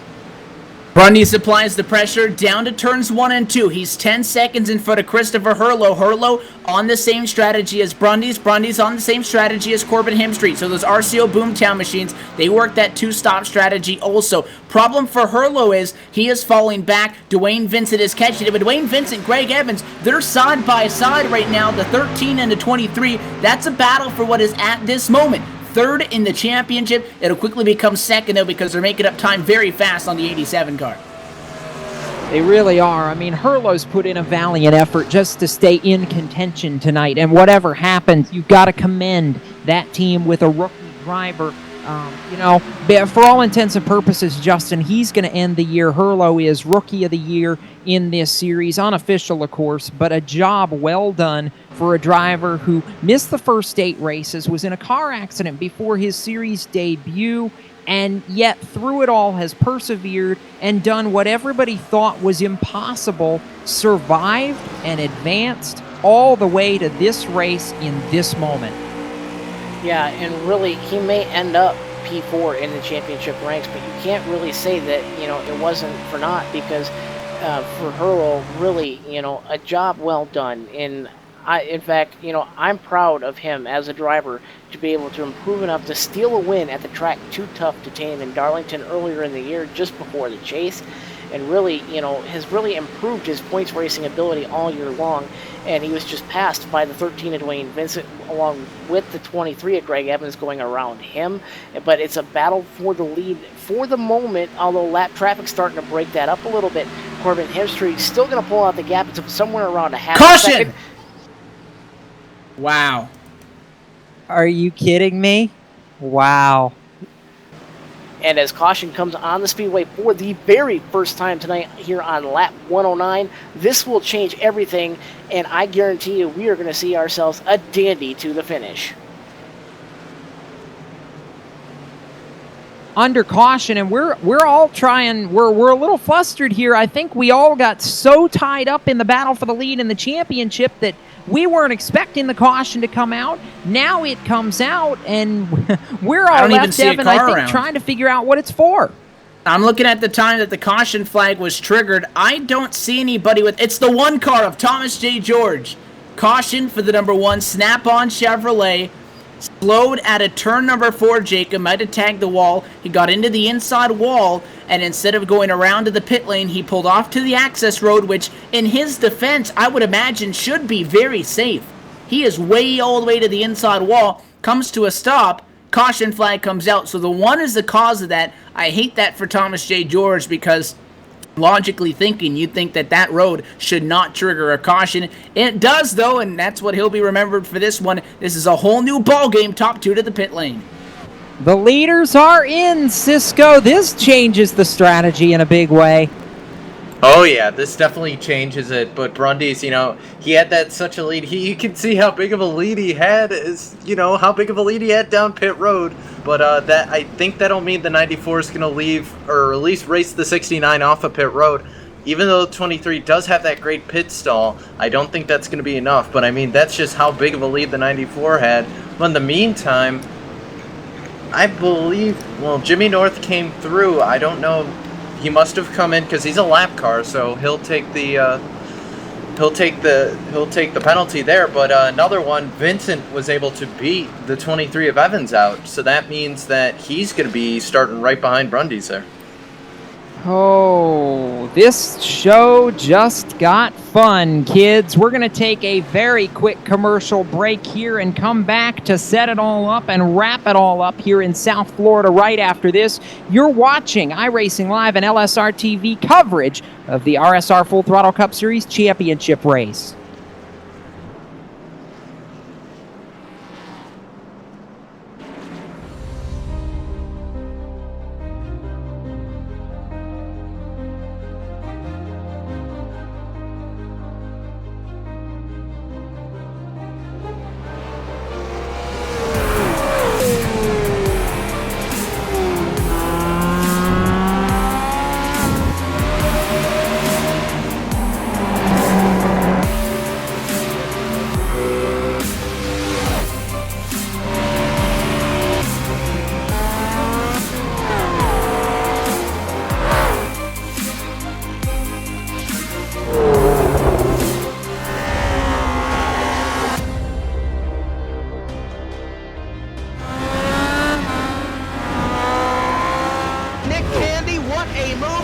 On the outside, contact made. 56 slides it into 4. Who's going to be at the stripe?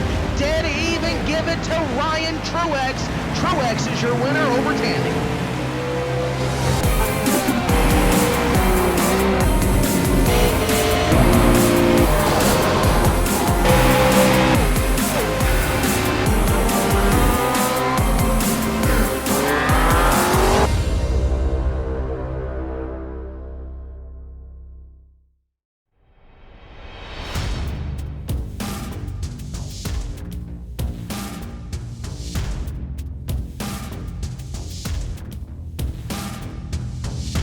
Monza is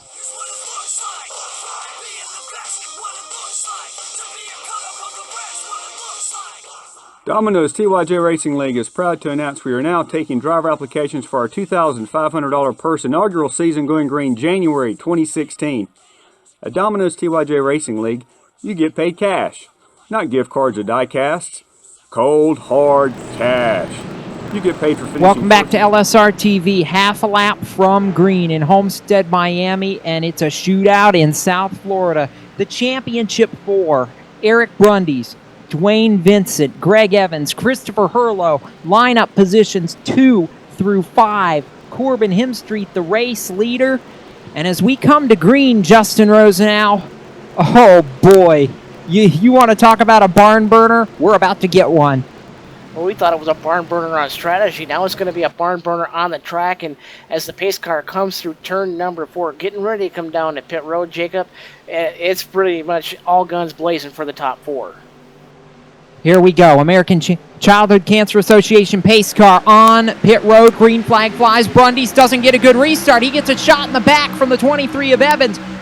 Corbin Hemstreet gets away, and now Dwayne Vincent to the lead. Christopher Hurlow driving to second. Adam Benefiel wants to make it 3 wide. Brundys got the restart that may cost him the championship right here. Now he's trying to haul back around the outside. This was 100% Eric Brundys' race, but he started on the outside of the front row in second. He falls back. He's second of the chasers, maybe third before it's all done. Talk about some 3 wide. Evans wants to go to the bottom. Dwayne Vincent, though, he has cleared them to second right now. The 13 leads in front of Brundys. Her on contact! The 80s, 87 to 94. Brundys in the outside wall. He comes down and he's in a wreck. And caution flag flies. They were running hard. It was hard racing for the championship, and it all went wrong. Coming to 10 laps to go. Oh my, you'll get a look at it right here.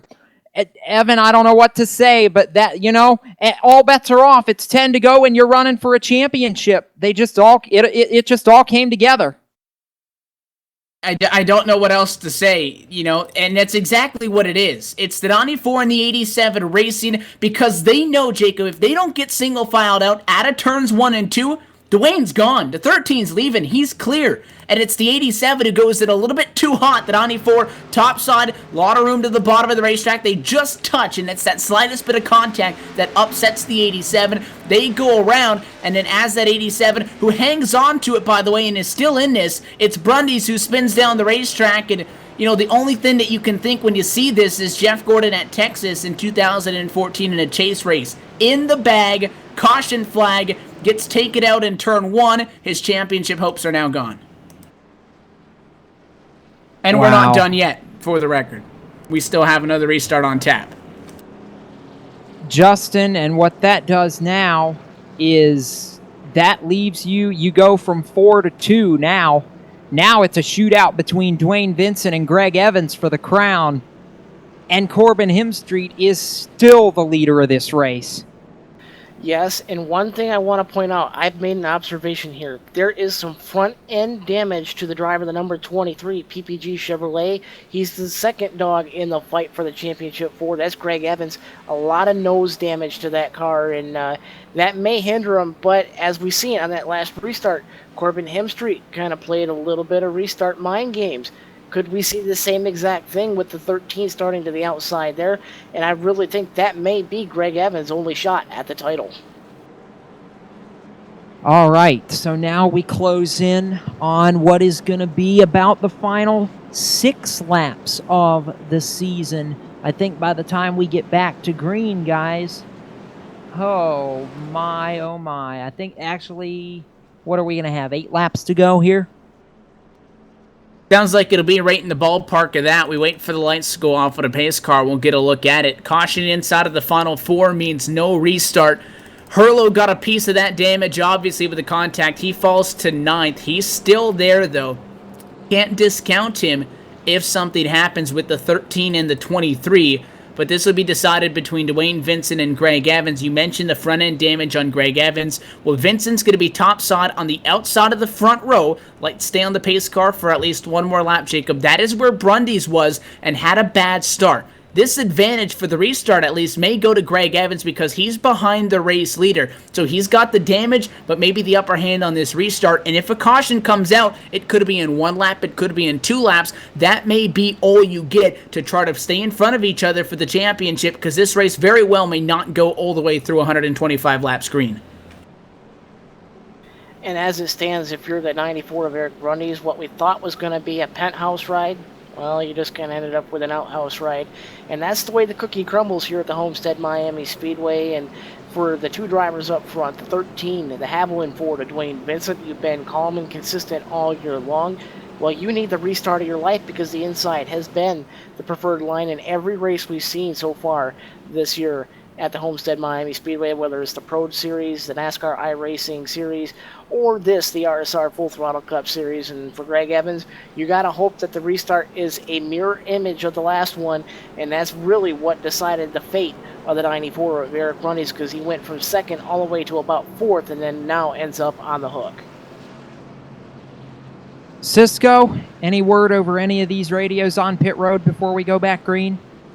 Well, I did manage to hear a little bit of the 94's radio. I can't really say what they were talking about on the radio, but needless to say, they are not happy at all.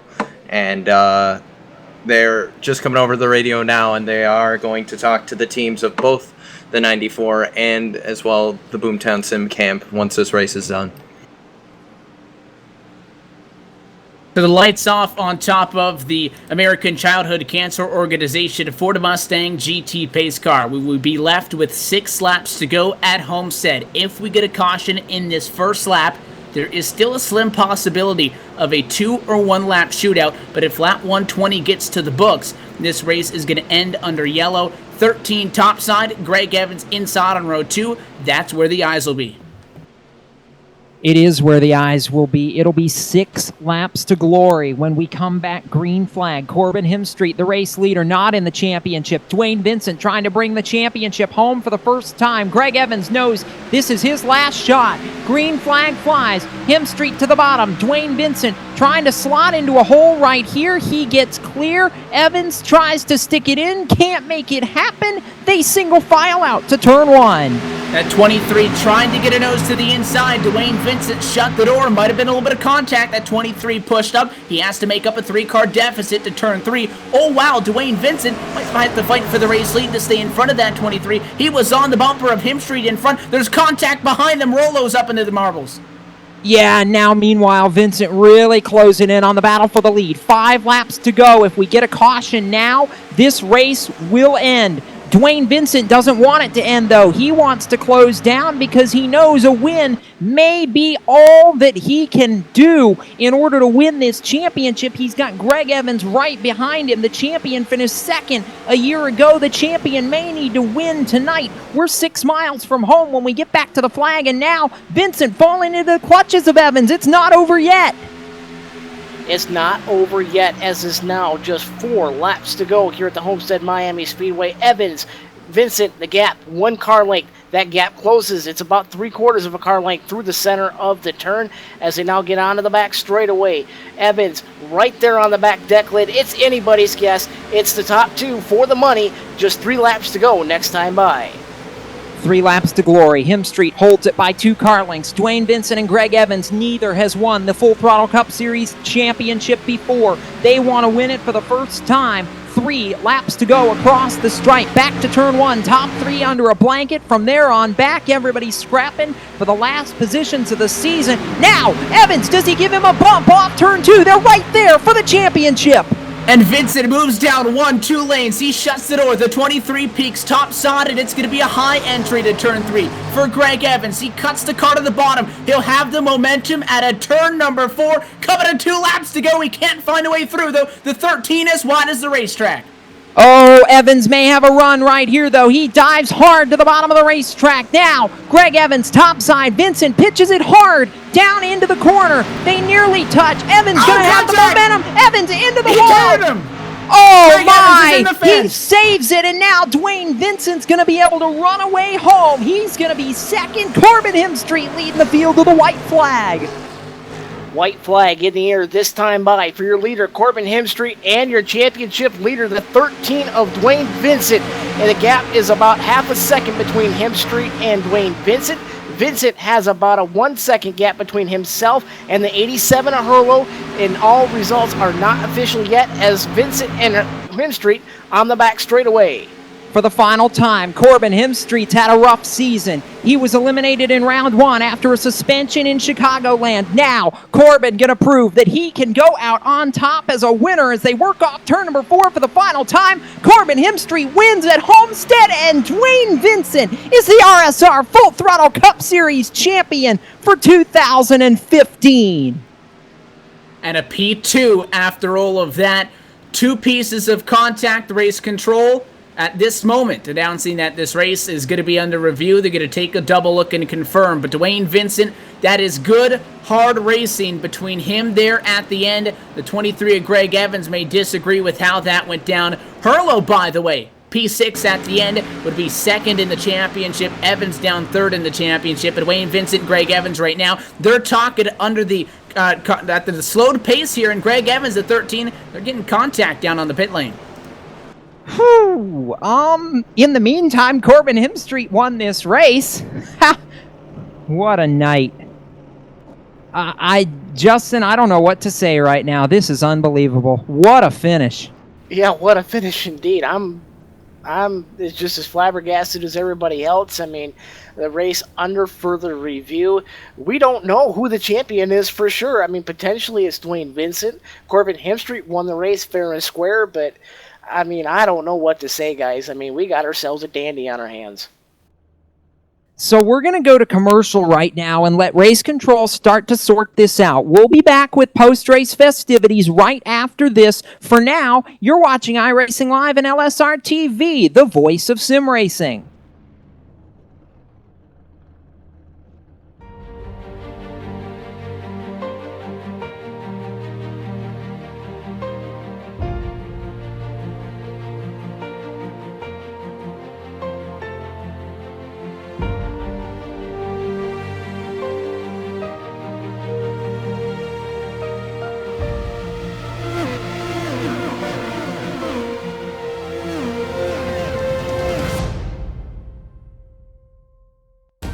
But here comes Greg Ahutu into Canada corner for the final time. Just 2 corners left to go before he finally makes himself a triumphant return back to victory lane. He has led 38 laps of this event here today, and Greg Ahutu once again is a winner.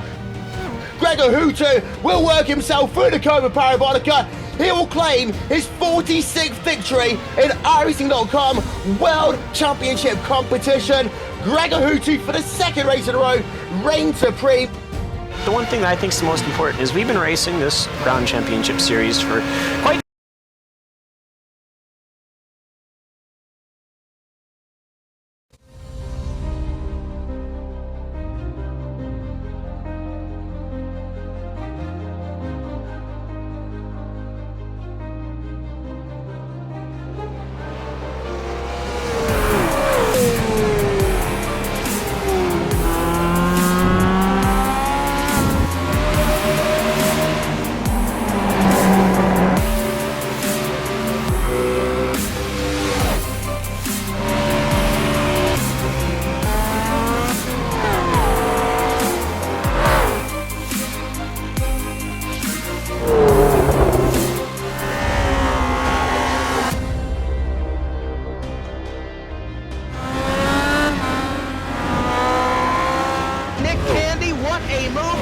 on the outside, contact made, 56 slides in at a 4, who's going to be at the stripe, dead even, give it to Ryan Truex.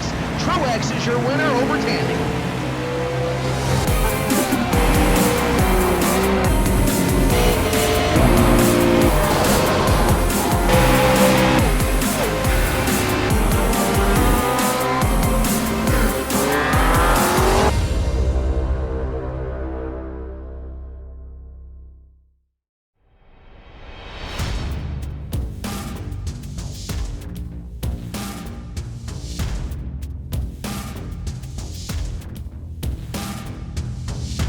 Monza is a very historic track. It's been around since the 20s, and it's gone through several permutations since then.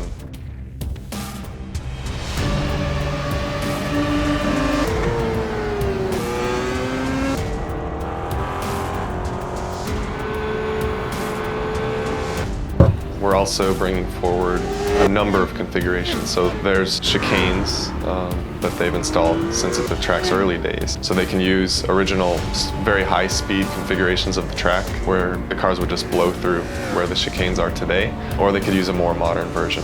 So it's a pretty cool, compelling track.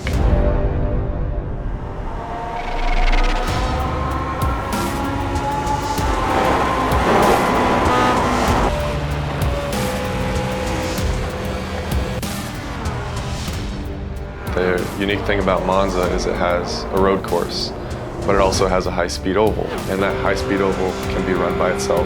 The Grand Prix course can be run by itself, and they also can be run together in a combined circuit, which is very unique and special in motorsports.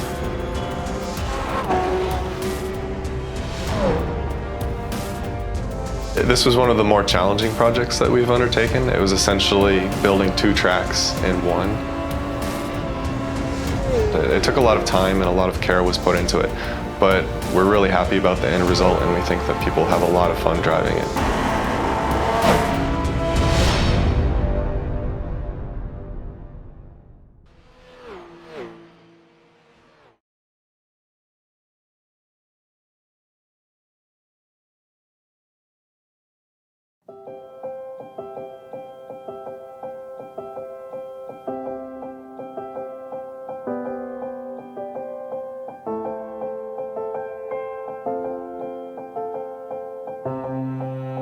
Trucking has always been a part of me.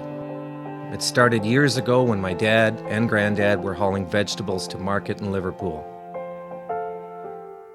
The family immigrated to Canada in the late 60s and settled near Alliston, Ontario. I bought my first truck in 1982 and Mercer Trucking was born. We're back live at the Homestead of Miami Speedway and post-race as the 2015 RSR Full Throttle Cup Series presented by Garry Mercer Trucking comes to a close.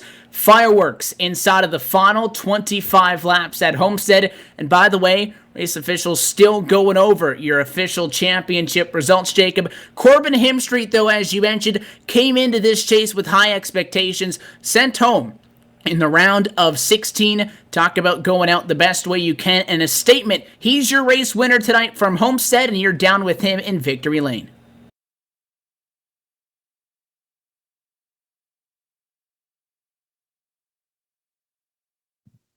Made it down to victory lane, a momentary mic issue, but now we will roll the victory lane ceremonies, and this is the way he wanted to go out. It may not be a championship, but it's a race victory nevertheless. For the second time in his RSR Full Throttle Cup Series career, Corbin Hemstreet climbs out a winner, and you weren't chase eligible, but you wanted to go out making a statement this season, Corbin. How big of a statement is that to outrace the champ all the way to the line?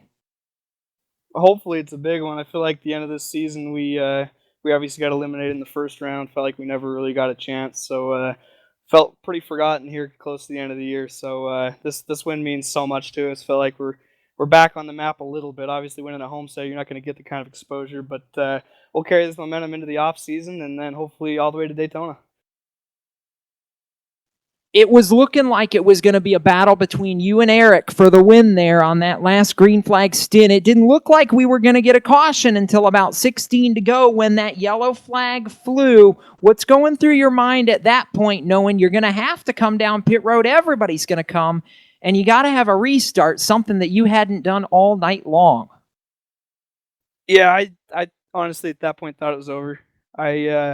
I knew we had a bunch of guys racing for a championship right behind us, and number one goal before even winning is not getting in the way of that championship battle. So honestly thought that if we didn't just get out to a good lead that we'd have to pull over for him, let him race it out, and we were prepared to do that. I wasn't going to race Dwayne into losing the championship, but I couldn't believe the speed we came out. I didn't think we had any short run speed. We haven't had short run speed since the new build, and I don't know. It just hooked up that whole last run, and I think clean air helped a lot. But man, we held on to it. You brought a team that had not even seen the light of day, really, in RSR Full Throttle Cup Series competition into championship form this year, Corbin. You led the way, got all four of your drivers into the chase. You were the first one out, but does this give Corbin Hemstreet, the driver, the confidence to know that, hey, we can come back and take another shot at this next year? Well, I tell you, after Richmond and Dover, we took a pretty big shot to our confidence. I think I'm still struggling to get that back. It really made me question myself as a driver, but this win means so much. It proves that we can still win this, even with the absolute stat competition. And being overshadowed by all these young teammates of mine, that doesn't feel too good either. So hopefully this is a little step out of that. All right, Corbin, the sponsors, the shout-outs, there's a lot of people that have gone into this deal this year. You get a win. Who makes it happen? Yeah, obviously got to thank LSRTV for the broadcast, Race Chaser Online, Performance Motorsports Network, Speed 77 Radio, Custom Gaming Garage. They were on our car a couple times during the chase. We could never get them any real good finishes, so shout out to them. And obviously my teammates. I feel for Chris. He worked so hard to get here to the final round. Just came up a little bit short, but huge shout out to him, and thanks to Jared and William Hale on the pit box and everybody getting that done, getting that put together, and getting that car in championship form and having a shot at it. It's going to be a long celebration for this team tonight. Corbin Hemstreet, a race winner in the finale at Homestead, Miami. And on the other end of that spectrum, the agony of defeat. I'm going to throw it back down to the pit lane now as we congratulate Corbin. Cisco Scaramuza, your trackside with, I know, a very dejected team in Eric Brundys and his crew chief, Joey English. Yeah, I've caught up down here on pit road with Eric Brundys and Joey English, and you guys, you were so strong today. You easily had the strategy. You had basically outsmarted everyone here. Just, the caution came out. What went through your mind kind of as that happened? Eric, you want to take this one? Yeah. Well, honestly, I didn't know it was going to be such a good strategy until it played out. Stayed green. When Greg and Dwayne got by me on the first run, I decided to try some strategy because they were going to be hard to outrun on the same strategy. So that's how we got on that strategy. Joey, we were sitting up here, and it was during a commercial break when the penny dropped, and Evan and I started talking. We started talking. The whole booth was just like, oh my gosh, they just, oh wow. I mean, was it take to come up with a strategy like that? That if it had played out, it would have been so dominant. Well, honestly, I really have to thank Brennan for helping me out with that one. Me and him talked about it for a little bit, and we decided that Eric needed to come in on lap 83 or 84, and we decided to come in on 82. And we knew that if we pitted then, that if we stretched it out that long, that Dwayne would have to pit at least one more time. And we knew that by the time we got out, he wouldn't be able to catch us because he'd be so far behind us. We were hoping we were going to lap him, but didn't actually work out that way. And then when that caution came out, that really killed it. You don't finish, where you wanted to, but still a top 4 in the points. We're still waiting on race control for the final kind of point standings, but you guys have been strong all year and definitely backed up, that championship you won last year. You came in this year and you guys were so strong. It's still, you still have a lot to be proud of. Yeah, I just want to thank Eric for bringing me on midway through the year. He's a hell of a driver, man. This guy's the real deal. I can't wait to see what he does in the future. And Eric, who gets it done for you? Aren't you guys gonna ask me about the race? Well, and talk to me about the race. I mean, obviously the restart there, you guys start, it didn't pan out, but you started looking like you might come back, but, you drove hard all day. Talk us through the race, though.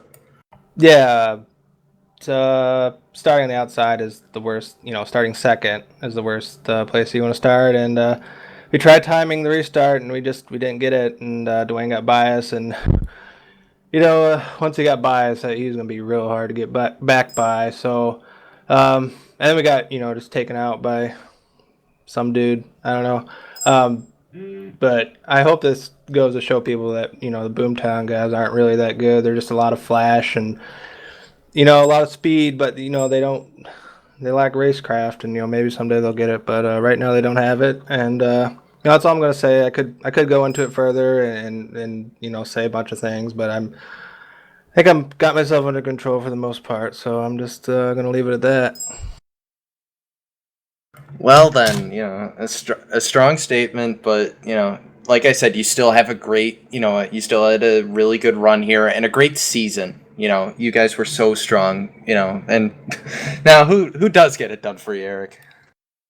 Oh, I just want to thank John Abbott as always, and Joey for sticking by me, and Brennan, and Timmy Hill Motorsports Today for sitting with me last 2 races, and we just kind of fell into the strategy, and then Brennan kind of helped us, with when to come in, and it was gonna work, man.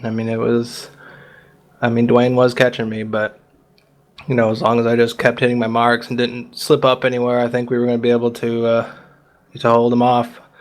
So I think he was like 12 seconds back when the yellow came out. So just didn't happen. That's just the way this format is. I really don't like it, but to be honest, if we had run classic points, I wouldn't have won it either. So I guess this format gave me a chance, and it just didn't work out. But we're really happy with the way we ran and the strategy, and we were in position with under 20 to go. That's all I can ask for.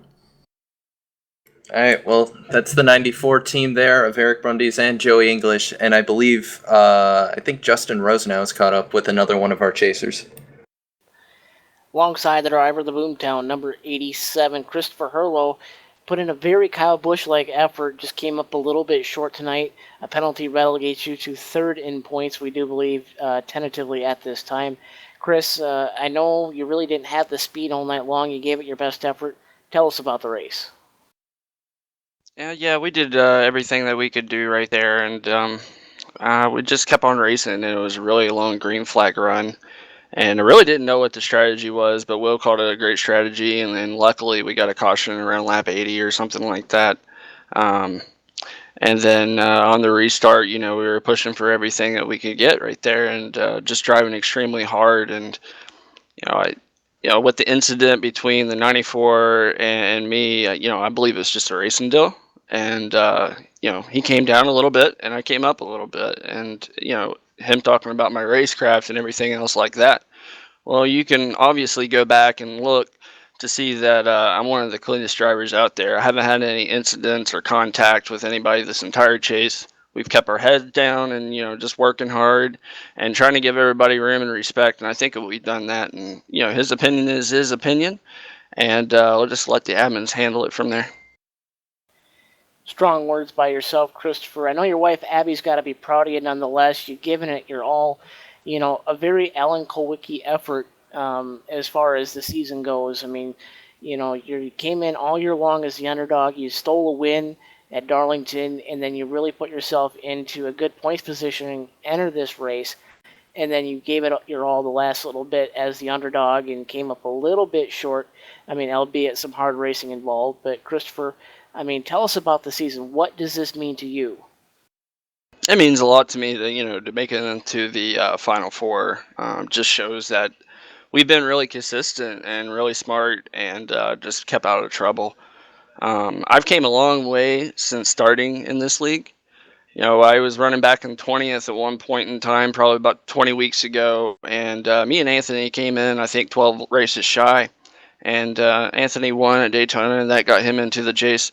And I won at Darlington, which was one of the hardest racetracks to win. And, I'll just let everything speak for itself. I think we've had a really good run in the chase. And some people might be upset, but, that's racing. Chris, you can't do it by yourself, man. Who makes it happen for you on the 87? And I have to thank everybody. I have to thank everybody that, is from Boomtown Sim, Corbin Hemstreet, Mitch Rollo, Anthony DeBarro, William Hell, and my crew chief, William Hell, and Jared Como. I have to thank Jacob Silman, Performance Motorsports Network, RaceChaserOnline.com. Go there, check out their articles. I just woke up today and I read about Tony Stewart's crew chief being fired from Tony just because of Race Chaser Online. So definitely check them out. Like to thank my wife that stood by me this entire season. She's a little upset between everything that's gone down. She's a little fiery head, but I think we'll work everything out there. And like to thank my mom and dad and all the fans that tune in. LSRTV, you guys do an awesome job. And just can't wait to come back till next season. And RSR admins, I think they do a great job. And if they put me down to third in the standings, it is what it is. We'll dig hard next year and try to come back and be the champions. Well, congratulations on a podium spot in the points championship, Christopher, and we'll see you out there next year. All right, 10-4. Thank you guys. It's been really fun. That was your third place points finisher, Christopher Hurlow. Evan Pasoko, you've caught up with the runner-up, Greg Evans. It'll be a second in the 2015 RSR Full Throttle Cup Series Championship standings when it's all said and done, and a P11 at Homestead for Greg Evans, but second in the points in what has been probably the most competitive and sumptuous seasons we've seen in RSR Full Throttle Cup Series history. That was a crazy one. This race looked like it was out of grasp, though. It was all the strategy call through this one, in which went green over 100 laps that set it up almost on a silver platter for Eric Brundage. You guys looked like at that point you would be short. A caution flag comes out. You're right back into this. The two chases that we just talked to are obviously not happy with each other. You going hard at the end with Dwayne Vincent as well make contact. You end up with the shorter end of the straw. Talk us about racing for the championship like that. And it was a long race. Me and Dwayne pretty much were the two fastest cars out there, I thought. And at the very end, that last restart, I let him go a little bit and gave him some room, and then we got back to him, and I had to go to the outside because I knew he wanted the inside, and I had to drive it in deep because this is for the championship, and he definitely could have gave me more room. But racing for the championship, we've talked already. Still a little upset about it, but when the roles are reversed, I probably couldn't have gave him much room either. And hopefully next year the roles will be reversed because we're going for the championship. Not only did it come down to tonight through 32 races into the 33rd with you four drivers tied, but you guys were 2, 3, 4, and 5 at that restart. Prior to when all of this went down, though, in the final 25 laps, you on the strategy with everybody else, and Brundy's with 2 stops, everybody in your group taking 3. What was the idea behind the pit strategy call? Was it that you were expecting everybody to take 3, or did you feel like 3 on your behalf would give you an advantage with the fresher tires? To be honest with you, I really had no idea what Bronies was doing. I know we had lapped Hurlo, so I mean we was pretty much set on the same pit strategy there. I really had no idea what Bronies was doing. After that last pit stop, I came in, 1 lap earlier, and Dwayne tried to get in front of him, and then that's when I started realizing that Bronies had stayed out, and I really wasn't sure we could catch him. But the caution coming out there really helped us out and gave us a shot. So overall, to come home, probably should have had a top 2, top 3 car, but come home second in the points. That's great. It was a long season, and it was hard fought for you guys. Sneak through 2 points over the cut line, 2 spots rather, in the round of 16. But one of the stronger cars through the Contender 12, and as well with the wins in the Eliminator 8 round. We talked about momentum coming into this race. Qualified on pole, so the ball was in your court, and you were putting the pressure on those guys. You mentioned a proud second place, and you should be for a very hardly fought season, rather, for that matter. But I mean, into tonight, all the way back to Daytona. There's not a whole lot of negatives, I would imagine, that you can draw from this, because again, it has been the most competitive season that we have seen, and it's only going to continue to grow to be a top 2 in the points. You and Dwayne going at it, both of you guys hunting for a first title. It was exciting for us, and I'm sure you guys are proud of the effort as a whole, as well as what you guys fought for tonight. Yeah, I mean, before this season started, I basically took a whole year off, and when the season started, I was like, well, I'm going to really commit to this, and I felt like beginning of the season I wasn't as caught up as I like to be in, and then it took me probably 3/4 of the season to finally get back in the rhythm of where I thought I was before I quit. And the last segment there, getting 2 wins, and then having a really good shot at winning this race. I think we really had the fastest car out there on that last restart, and it really gives us a lot of momentum going into 2016. And we're going to take the season off, or take the little break here, and just practice some and race with the guys and teammates. And then we're going to try to come back even stronger for 2016. And we look forward to seeing what you guys bring to the racetrack when 2016 gets underway. Greg, do want to thank you for sticking around and chatting with us here post-race. Sponsors and shout-outs. I know there's so many people that go into an effort like this. We'll give you an opportunity to thank all of them. First of all, I got to thank God. Without Him, none of this would be possible. I got to thank I Can't Design, PPG Industries, John Deere, Duct Tape, Sure Tape, IamSecond.com, and got to give a huge shout out to my teammates. They've stuck behind me all year, like I've said before, and couldn't ask for better teammates. They were on that last race. They were pumping me up, trying to get me going, and it was a great race. And congratulations to Dwayne. I hate that we got together there, but that is part of racing. Some guys got to realize that in racing stuff happens, and I have to realize it tonight. But hopefully next year we'll be on the opposite end of this. A true competitor, Greg Evans. Greg, again, thanks for sticking around. Enjoy your off season, and we'll see you in February. I appreciate it, guys, and thank you guys for all your broadcasting this year, and y'all make these races really interesting for us, and I appreciate it. I can promise you it'll be a fun one to go back and look on tonight. It's an 11th place at Homestead, a second in the championship for Greg Evans, the 23, 1 spot short on the ladder. Down now, the championship stage has been rolled out, and representing Real Sim Racing, will pass the mic over to Brendan Mercer.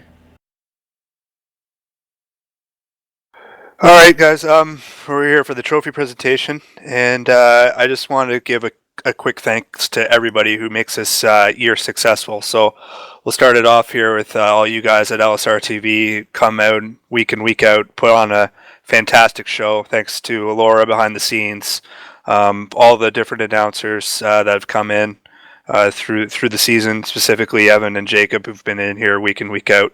You guys make our league look like it's Sprint Cup Series quality. So first, thanks for that. A couple other shout outs too here for the season was Steve Herring, who sat up in the eye in the sky for every single race except for this one. Jonathan Cadell for doing all the graphics. He's the guy who makes the website look pretty, makes Facebook look pretty. Also too, you got Jimmy North for chiming in, and John Abbott for helping out too as well. Those two guys are essential to us, and I think that's about it for him and stuff. And also too, the drivers, got to thank all the guys that come out and put on a great show. I mean, without the drivers, there's no show. That's one of the big things that I mean, I made a lot of friends through this league, and I've made a lot of really good friends I met in life, and that's one of the things. But other than that, we got to honor Dwayne. He's the champion here. Quick fact about Dwayne Vincent: he is also the Classic Points champion. So he is not only the bracket champion, he is also the Classic Point champion. So dominant season. Dwayne, I remember racing you 2 years ago, and you came really, really close to winning the championship and losing Chad Cole in the final race. But honestly, here's the trophy that I'm sure that you just missed 2 years ago, and I'll throw this thing over to Jacob, who will do the interview. So congratulations, Dwayne, and hope to see you next year and defend your championship. Thank you, man. Appreciate it. He gets to hold the trophy up now, and Dwayne Vincent, after all that, after 33 races, we finally get to crown you, my friend, an RSR Full Throttle Cup Series champion. You've waited 2 years for this moment. You almost won this race, and it was all down to a restart where everything happened behind you in the final 15 laps or so. First, talk to me about those last 2 restarts, because it was chaos. We thought it was going to go green all the way. And then, as I think Adam came over the radio and I heard said before the end of it, all heck broke loose. What did you see? Did you really see any of it there at the tail end? I didn't see a darn thing. I was just looking straight ahead, man. Those last 2 restarts was probably the hardest I've ever driven on iRacing or all of my online racing career, even in real life racing. That was something else. It ended in a little bit of controversy. I don't like that. But, you know, it's just hard racing. We're racing for the win, racing for the championship. If I came up or we met in the middle, I don't know. But seeing Evans go into the wall like that, that's not how I want to win this thing. But we did it, man. We did it. You did indeed. You join Chad Cole, who arguably has been your chief rival over the course of the past couple of years in this series, and really, I think in a lot of ways on the sim as a champion of this series. Dwayne, you talked about Greg and that hard battle you guys put on in the final stint of this race after that last restart. How tough was it trying to keep him back? And then, you know, you talked about it off too when he got in the wall just a little bit right there. He had the run. Did you think he had you at that point? Yes. On that last run before we got together, he was definitely faster than me. My hands were shaking so much that I couldn't hit my marks, man. But he was definitely coming. I knew it was going to be a battle, and it was. And yeah, after missing the championship in 2013 against a great driver like Chad Cole, but it was hard to swallow back then, and I didn't want to lose it again. So we pulled it off, man. Talk me through real quickly the pit strategy to come down and make that early stop at lap 30, because had it stayed green, that was going to be the stop actually that cost you the championship, and none of us really could understand why the decision, why make that stop early. Did you think that the tires were going to be worth more than they ended up being over the course of the green flag stint tonight? Yes, that was our plan. We did it in the NIS series over the weekend, and it worked out for us, pitting about every 33 to 35 laps somewhere in there. On a longer run, you're better off. We were catching, I don't know, you know, on that last stop when Evans pitted on lap 88, I think it was, it kind of threw us off a little bit because we were planning on pitting on 90, 98, 99, somewhere in there. And it kind of, when we saw him pit, we were like, man, we can't, he was going to just gain too much time on us. And so we pitted with him, and I really don't know if we'd ended up catching Brundys if that caution wouldn't have came out. All right, and I want to bring in the championship team owner as well, Adam Benefiel. You've not been in this series the whole season as a driver, but you've been behind Dwayne this entire way. He tells me all the time that you push him to be better, but I think arguably there was no need for that push tonight. He was motivated, he was determined, and doggone did he put on a show. Oh yeah, he put on one hell of a show. You know, it's very it's awesome to see such a good friend that that's taught me so much and you know, pushed me to be better and always had my back. And you know, me and Dwayne, I can't. We met a while back and actually through John Abbott, I think, and you know, just become good friends. And I wanted to team up with him when I found out he ran RSR. I mean, Dwayne to me is he's the Jeff Gordon of this league. You know, he's a Mr. Consistency. When you want to see how to run a race or you want to see how something's supposed to be done, you look at Dwayne, and that's what I did. That's why I surrounded myself with Dwayne. You know, a lot of people look up to him, and a lot of people have a lot of respect for Dwayne in this league and outside of this league, and you know, iRacing world. And that's you know what I wanted to surround myself with and be like. But you know, this is awesome. You know, if it wasn't me, I wouldn't want anyone else, but you know, besides Dwayne to win it, and he deserved it. He did. You know, he proved it all year long that he was the champion. You know, I mean, we wasn't 3/4 of the way through the season, and he proved that he should have been the champion just with the way that he ran and how smart he was, and the level of consistency was crazy. But you know, I'm proud to have him on the team, but I'm even more proud to call him my friend and my buddy and someone that I can, you know, look up to for years to come. And I know for that he'll have my back on my way with my iRacing career, and I'm just thankful to be able to call him my buddy. Appreciate that, Adam. Well, Dwayne, listen, all-time wins leader, you tied Chad earlier this season. All-time polls leader, you got the championship to go with it now. I'm not ready to... I don't know that you're ready necessarily for me to say that you're the best ever in this league, but I think you've proven you're right up there, and I know there's a lot of people that go into that. Who makes it happen? Who do you need to thank? Well, that's a really kind words. I don't know about the best ever in RSR, but there's some really good drivers in here, and to win this championship means a lot. But just want to thank, first of all, Chad Coleman and JD Live for coming in here and spotting for us. That helped Adam and I a lot.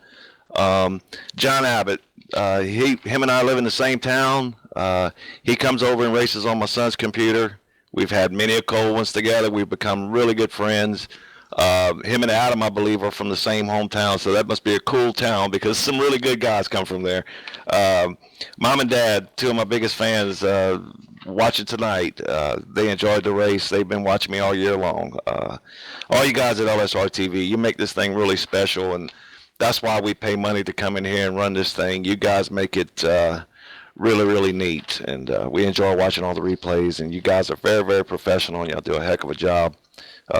RSR, all the admins, everything that they do behind the scenes to make this happen, we appreciate it. And you know, I never did thank Garry Mercer Trucking, all the commercials that they run during these broadcasts and all that helps everybody out, and we appreciate it. But most of all, Adam Benefiel, man, what a teammate. You know, I don't know what to say after he said all those good things about me, but he pushes me to be the best that I can be. And he texted me today. He says, "Man, do you want me to spot or do you want me to race?" I said, "I want you to race."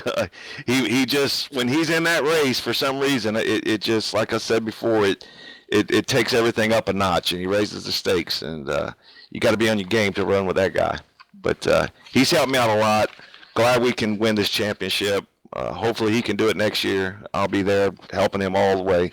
So just relieved, man. Glad this is over. It is over. Call him champ. Dwayne Vincent gets it done. A second-place finish, just as it was a year ago. Good enough for the title here in Homestead. Evan, we'll throw it back up top side of the booth and take a quick look at the final results tonight. And talk about a barn burner in the final 25 laps of this one. Talk to Corbett Himstreet.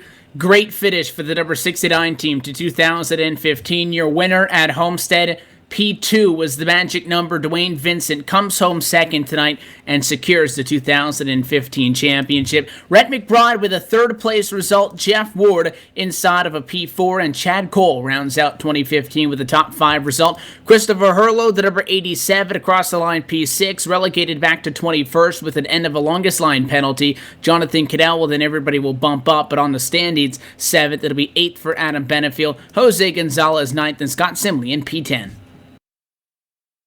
23 of Greg Evans will finish 11th. The 42 with Scott Stenzel will finish 12th. 13th to the 25 and Nick Silver. 34, Sean Boundy, he'll finish 14th. 15th goes to the 53 and Nicholas Cohan. The 14 of David Comstock, the Monster Energy Chevrolet, will finish 16th. 17th to the Lowe's 48 of Kevin Linden. The STP Colors, the Petty Blue 43, Doug Roth, he'll finish 18th. 19th to the 7 of Nelson Rivera. And the 91, the Nerfinator, Steve Gottschalk, he'll round out the top 20. 21st tonight, last driver on the lead lap is for the 36 of Rich Jet. Dan Murray comes home in 22nd, 23rd to Matt Lacrosse, Tom Dryerling in 24th, and 25th to the 96 of Mitch Rollo. EJ O'Rourke 26th, 27th Joseph LaPlaca, and Eric Brundy's 25 laps away gets the caution flag that he was not looking for. 28th position and 7 laps down at the end of it all. Here on back, these drivers out of the race. Thomas J. George, 29th position. Sean Casto in 30th.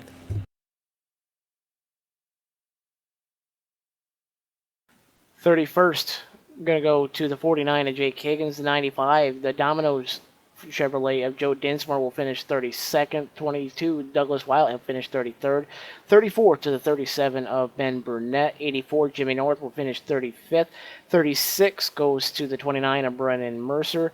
And rounding out the field, the 37th place finisher did not start the race, the 12 of Kyle Taraska. That's a look at your final full field rundown powered by iRacing, the world leader in motorsport simulation. And with that, it brings to an end another season of RSR Full Throttle Cup Series competition. It ends with Corbin Himstreet in victory lane, and it ends with Dwayne Vincent hoisting the trophy on the front straightaway on the championship stage in the virtual Homestead Miami. We finish off tonight here on iRacing Live and LSRTV, paying a thanks, Brennan, again to Garry Mercer Trucking, all you guys here at RSR for making this possible and allowing us to tell the story. It's been a fun season, and, you know, we've got the Icebreaker Series coming up starting next Monday, and I can tell you this much, I'm already looking ahead to 2016 in February at Daytona. And with that, we'll say goodnight here from Homestead, Miami. So right now, though, for Laura Lawson, our executive producer, and our entire booth crew tonight, Evan Pasoko, Justin Rosenau, Cisco Scaramuza down on pit road, and everybody else that makes it possible at LSRTV behind the scenes and here at RSR, I'm Jacob Seelman, reminding you to keep it off the wall until we meet again. We'll see you next time on the web. Have a safe racing week, and congratulations, Corbin Himstreet, your winner, and Dwayne Vincent, a champion. Good night from Miami. All bets are off. It's 10 to go, and you're running for a championship. It just all came together. I don't know what else to say, you know, and that's exactly what it is. It's the 94 and the 87 racing, because they know, Jacob, if they don't get single filed out out of turns 1 and 2, Dwayne's gone. The 13's leaving. He's clear. And it's the 87 who goes in a little bit too hot. The 94 top championship, and Dwayne Vincent, Greg Evans right now, they're talking under the slowed pace.